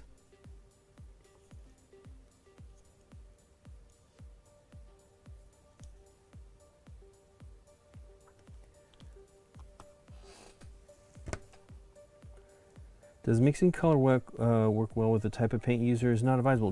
Laurenberg, I do it all the time. Laurenberg Hansen, I do it all the time. I don't have a problem with it. It is how I was able to get colors in the first range, because there was only like 30 some different colors, and I swear the bulk of them are green and blue, and I was able to get things to look pretty pretty good. So maybe if we'll see here.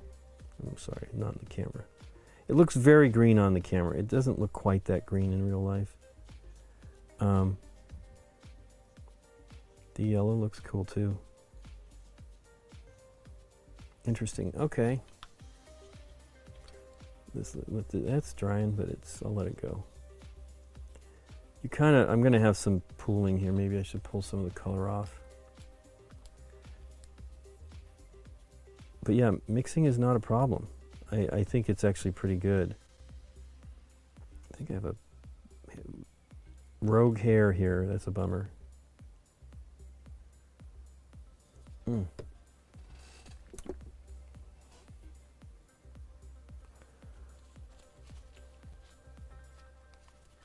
watched on the Internet Archive the episode that Dave was in on Murphy Brown. So I guess I never watched the show, but I guess there was a running joke that she would always have these secretaries that would last generally one show, and so Dave is one of the secretaries, and it was pretty funny. I think he had shown us like maybe a video clip of it, but I really hadn't seen it in probably 20 years, 15 years, and almost known him 20 years. And so I wanted to see it again. I was trying to find it like streaming and stuff, and it wasn't really making sense, so I thought maybe it would be on, because I think that show is an NBC show. It might be on Peacock, I don't know, but I don't have Peacock.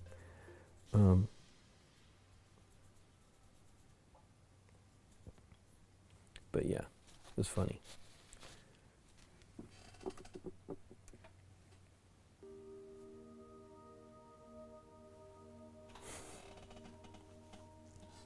But yeah, I do mix stuff in the wet palette. I do do the contrast paints in the wet palette too. I don't find it really affects them.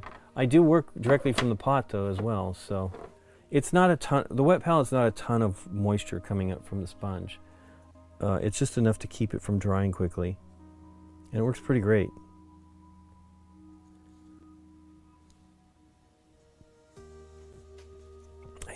don't know if I meant to buy a silver, and I don't think I mean, I have this one here.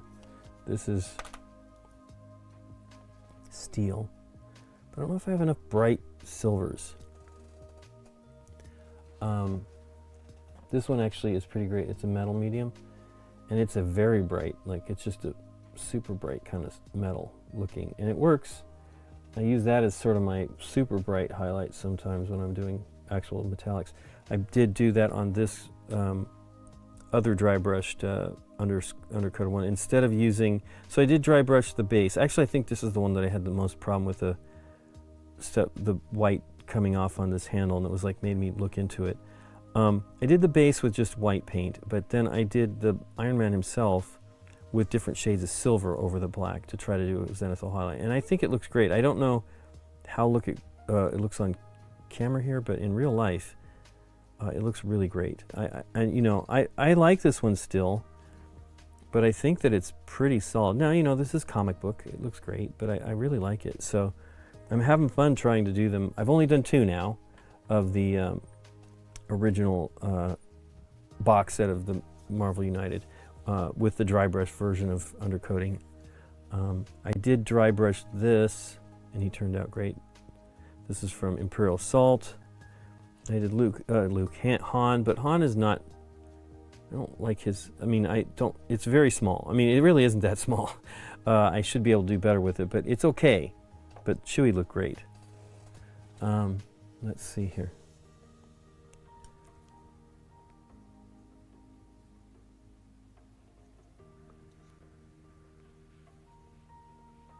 Yeah, I don't think I did that right. Let me just put some yellow over it and call it a day for now. That's too bad. Somehow didn't catch the turn there. It does look like this is close to a single pigment color though, the yellow.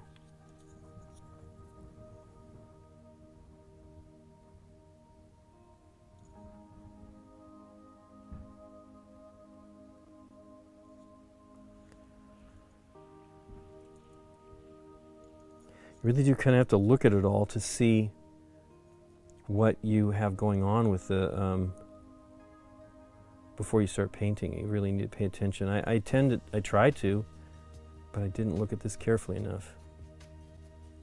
It's not that big of a deal, but it is still a bummer. It's very green now, so I'm going to need to do a little bit of the, sorry you're not seeing this, need to do a little bit of the contrast, the strong tone after I get this, once it dries. You'll never notice it though. I don't worry about it too much.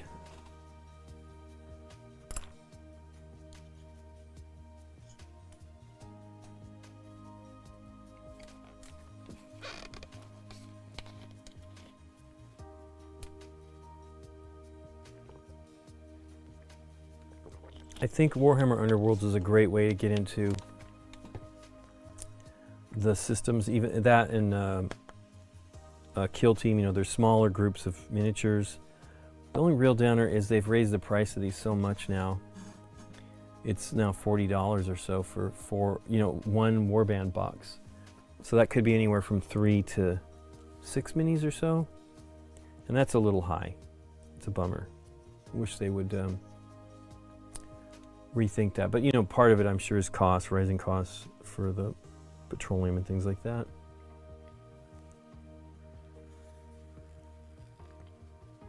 It's drying, but it has there's a little bit of pooling there, so we'll see what it looks like when it's done. But I will put some brown on the wildwood, because what I intend to do, I should have just gone with it full strength. I intend to dry brush it afterwards anyway, to give it that real hairy. Come on, focus.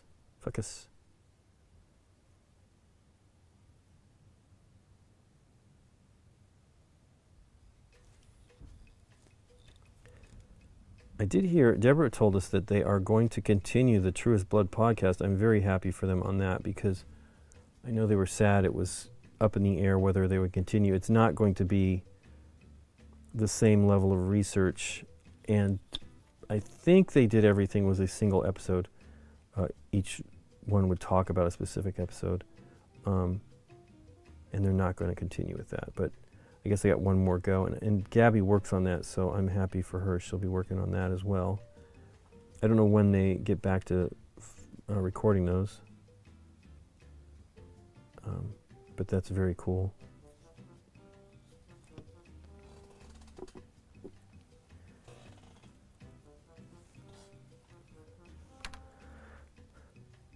I don't know that, I mean, I'll probably dry brush it still a little bit, but I don't know that it needs it so much.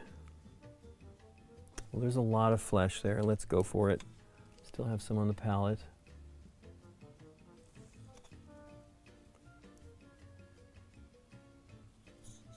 Don't get your hand in the already painted stuff.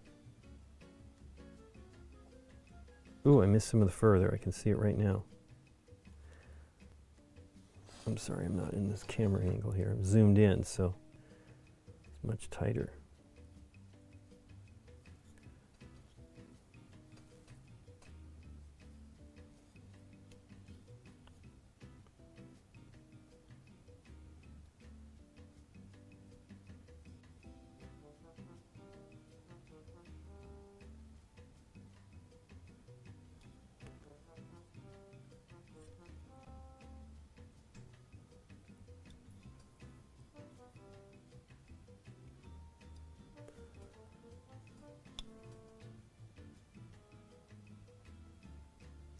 Seems like it might be a little thinner here on this. Wow, it's not really focusing in here.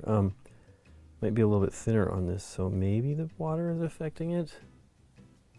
Really, there's not much water that comes up through the wet palette. There's a sponge with water, and then it's what I'm using now on these red grass palettes I got. I've kickstarted, or I think they were kickstarted both times. Both versions of the palettes. I bought the large one the first time and the smaller one the second time. Smaller one's pretty big. I don't think you need. It's a little bigger than the Army Painter one, and it's definitely a better seal than the Army Painter one. But they have this, what they call membrane. It's paper with supposedly like a one-way flow of the water, and it does not come through very quickly. I mean, you can feel here that it's cool, but it's not damp. I mean, it's damp right here because it's come over that edge, but I really like using wet palette. I had learned from Nikki how to do it. They would use like these porcelain covered metal trays that were like maybe for meat, you know, like butchers or something like that, and then they covered it in put a paper towel. She did it actually with oil paints too. They would do the same thing, but where you don't put a paper towel, you just put it on there and then you refrigerate it, put it in the refrigerator, and it would take care of it. And then she showed me for the acrylics, and so I was like, I have a palette. Back 20 years ago, I made one out of, you know, like the lid of something. Adam Smasher has a great video showing you how to make one out of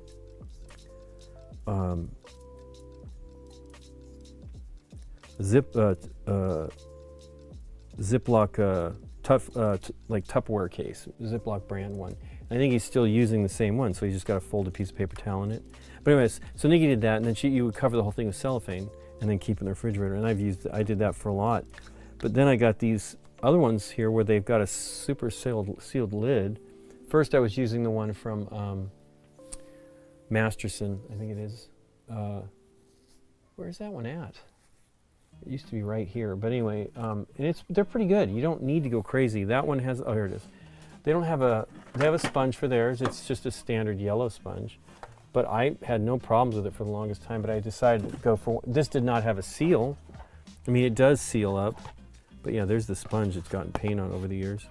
And then you just put, it is Masterson Stay Wet palette, and you just seal it, and in the fridge, it did a pretty good job. Could go like a week of reusing it and get your paints would be fine. Then I bought these, the two different ones from the two different campaigns from Redgrass, and I really like them. They're very good. They're worth the money. They're not too expensive.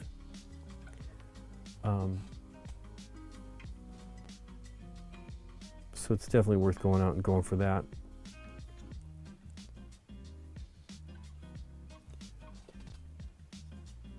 If you're into this, I mean, you know, I like having the paint. My biggest issue is here in Southern California, the paints dry very fast. Hold on, I'm gonna sneeze.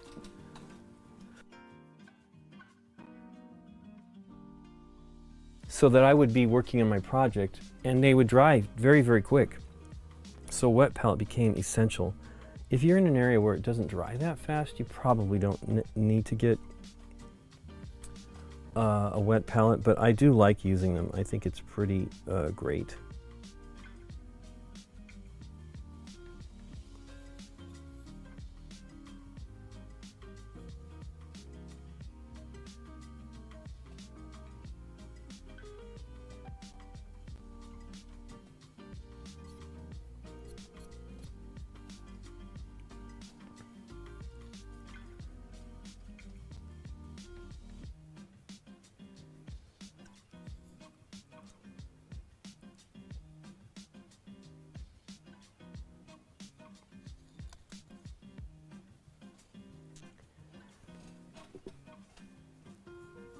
I guess the cape wouldn't have touched back there. It would have been okay.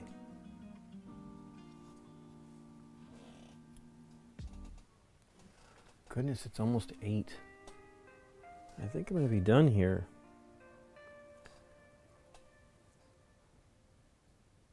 Time flew. This is good. I'm happy. I'm very happy to be painting. It's nice to take a break and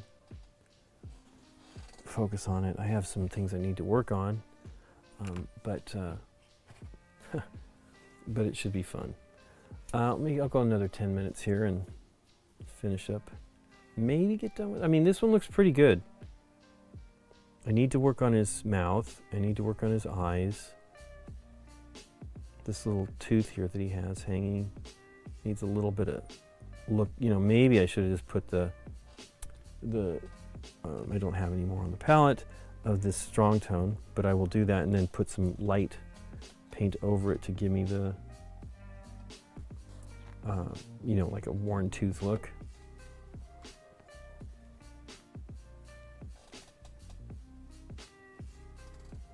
Wrong miniature. Where's the tooth? Oh, right here.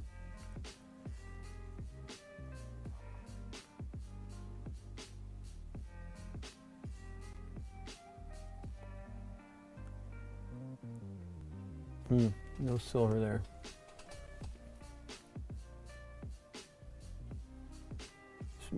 Silvers would be the worst, actually. Metallics would be the worst if I was not using a wet palette.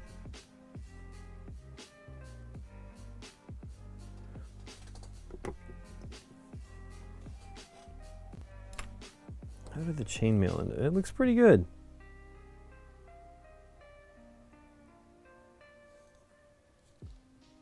That looks not so great.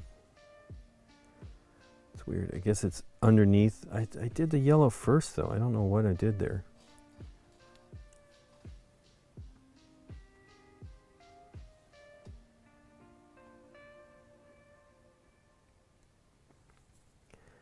So basically what I'm doing here is just a little bit of moisture on the tip of the toothpick and then just rub away the silver that went over the yellow. It's weird. You can't even really see it unless you turn at the right angle, so it probably won't even matter.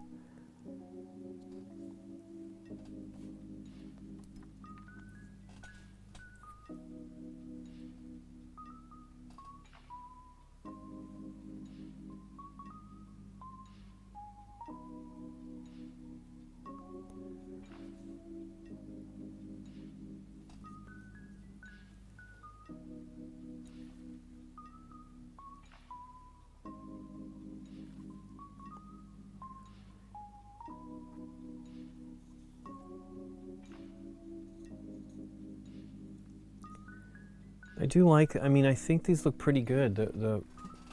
You know, these are pretty large miniatures too, especially for Citadel miniatures. You know, they're not all this big. Although I mean, I love these. These are the ones I painted, which we have not played the game yet for Warhammer Quest Lost Relics. But these turned out great, and they're pretty big, you know. I hope we can play this soon. I would really like to do it. It might not, I should look it up. It might not even be available. They're the ones that they sell like at Barnes and Noble and stuff. They don't last very long.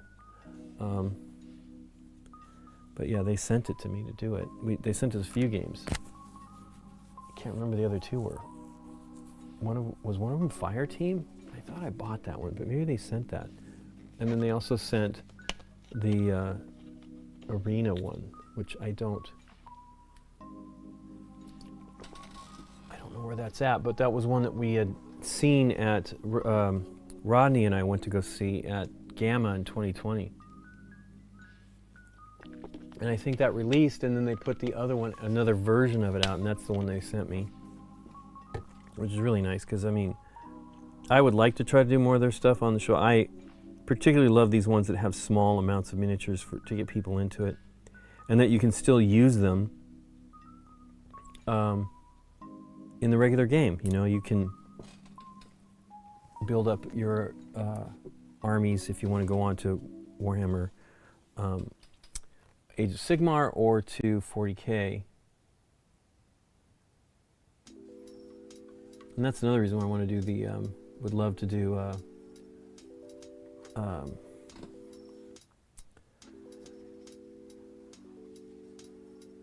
Gaslands, because you don't even have to buy minis, you can just use Hot Wheels. And that is awesome to me. And if you want to go crazy, you can do what I've been doing, which I haven't worked on for a little while now, is, you know, convert them. Work on doing something to make them, you know, look aged or whatever. And it's awesome. I mean, I just love all that. It's such a great idea. I need to get Aaron around. We have not seen him as much. He's been busy. He was working the election here in Southern California, and then doing other stuff. So he, that was bad. He has not been as free. Oh, the election's been a while ago now.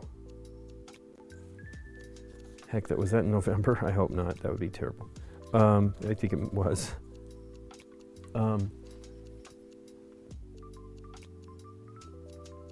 We did film with Dave and Aaron a few weeks back. That'll probably be an episode soon. I did not get it together to be this next week's episode, but I'm going to try to have it ready to be the following week. I'm hoping we can do the kids games for the next week. Do the 3 kids games and then do the discussion. Oh my gosh, that's terrible. And then do the discussion video. Run them like maybe both the children's games and the Kenners and SDJs at the same time. Usually what we would do is, because the kids games were before, I'm gonna have to let that dry. Because the kids games were before announced same time but then awarded in June, they now made it so that they're the same weekend. So they announced the nominees the same day, and then this weekend, the 13th of July, they will give the awards out. And so what we'll probably do is, as I said, I did Planet Unknown, because Planet Unknown was the only one we hadn't released a video for. We did hey, wow.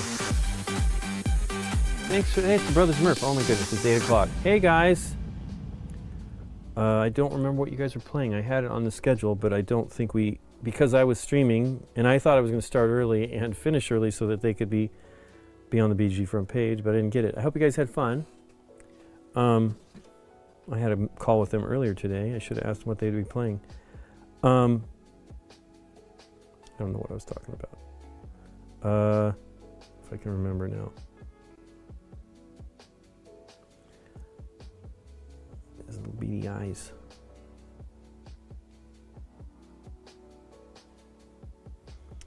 Oh, it was so good, and then I decided to monkey with it. There's a Clank and Can't Stop. That's right, I remember seeing Clank. There's a great video of Nick painting minis trying to do the eyes.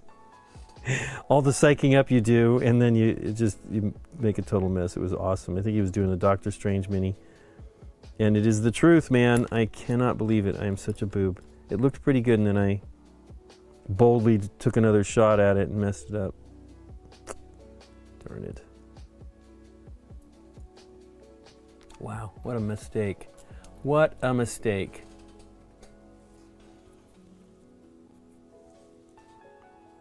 Oh, what a boob. I am a boob. One of the benefits of this one, though, is that it is green underneath, so if I work the paint off too much, it's still green. And, oh, that was such a bad idea. What a fool. It's funny how much effort. I'm glad that Nick's painting those. I really love the Marvel United Minutes. Hey, that's the call my mom thing. I will not call her since she is in Hawaii having fun. Or probably just getting checked into a hotel. She's quite a few hours behind, so I don't know. I've never been in that situation. Well, no, I have when I go to Europe. Can't remember, did I do it in the morning?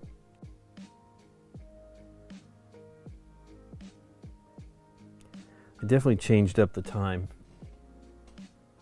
And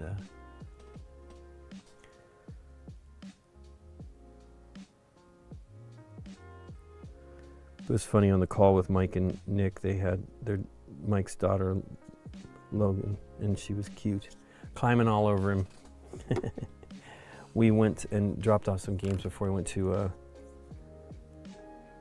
BGG Spring, and then they came later that next week. And we got to see her. We had seen her once before, and she was really cute. But she was looking at me weird. She could not figure out the red hair thing, I think. The long hair, because Nick had long hair when she was younger, and he cut it all off. I mean, he really cut it all off. And so I think she was having a hard time wrapping her head around that one. Okay, it's 8:01. Let me see if I can do this one eye in red.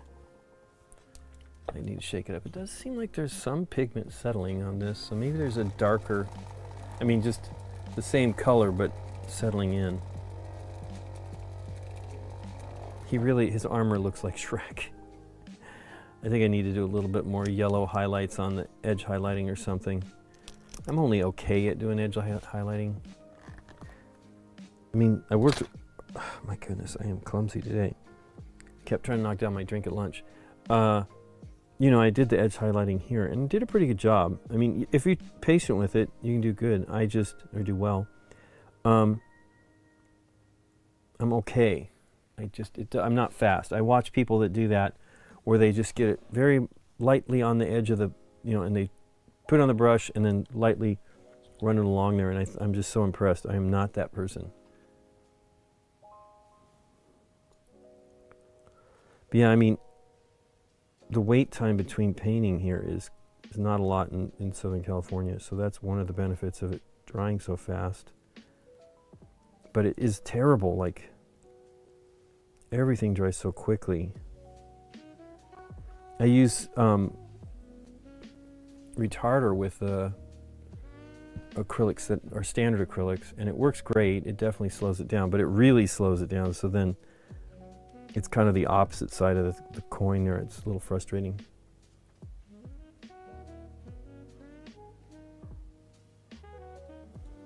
That's cool. Looks pretty good. Let me see.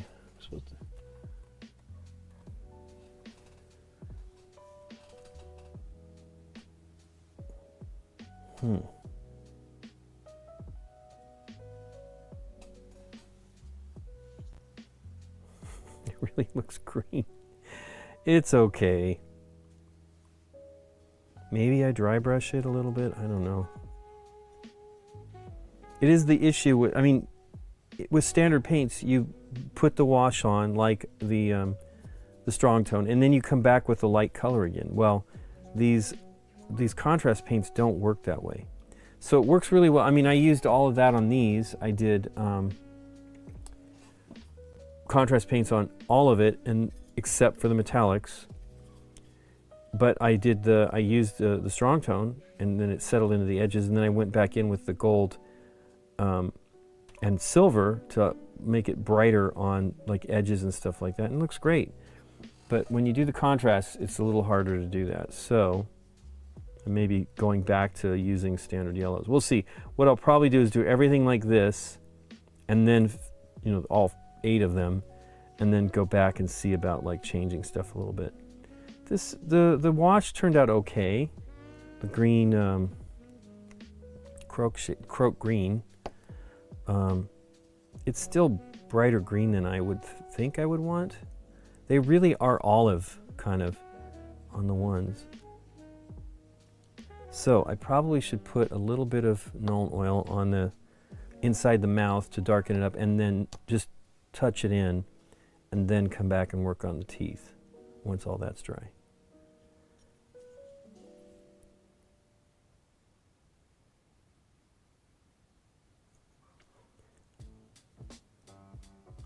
But I really feel if you can paint, you know, it's not that hard.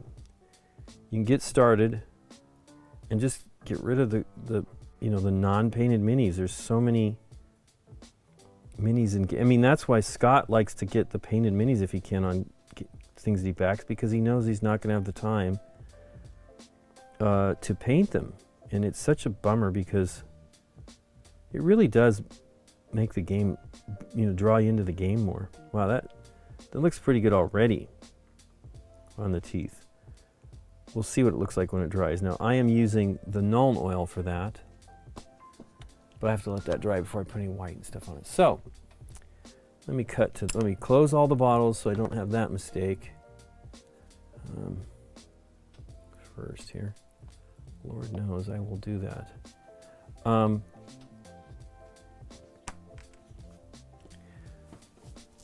then, there we go. We'll be back we should be back next Tuesday. I have to write and find out, with doing Lumen, a roll and write. Mike had said he played it, Mike Murphy.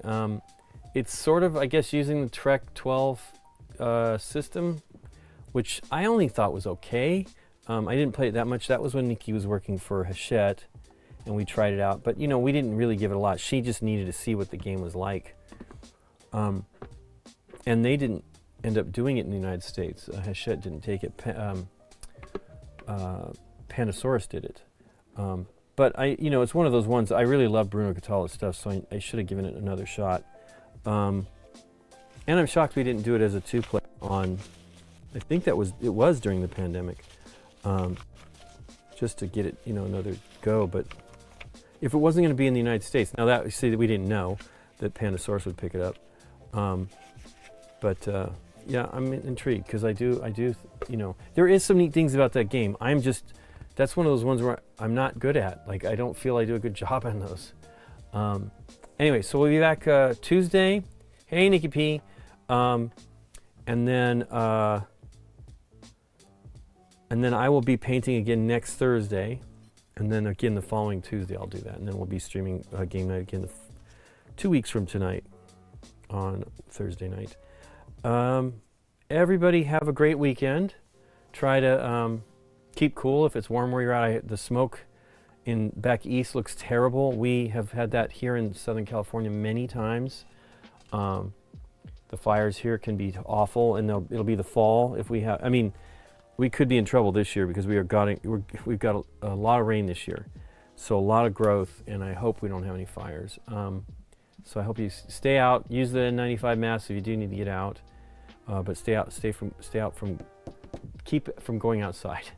And well, we've had it so bad here that the ash is falling, right? So the fires in Canada are not very close to New York, but the smoke is traveling far, and I'm sure that it carries ash too. We've had not fires that far away, but still, like, the ash carrying over a long distance. So be careful.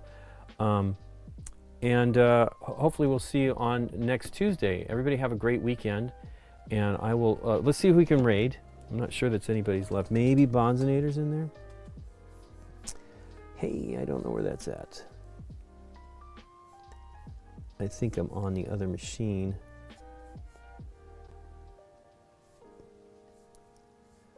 So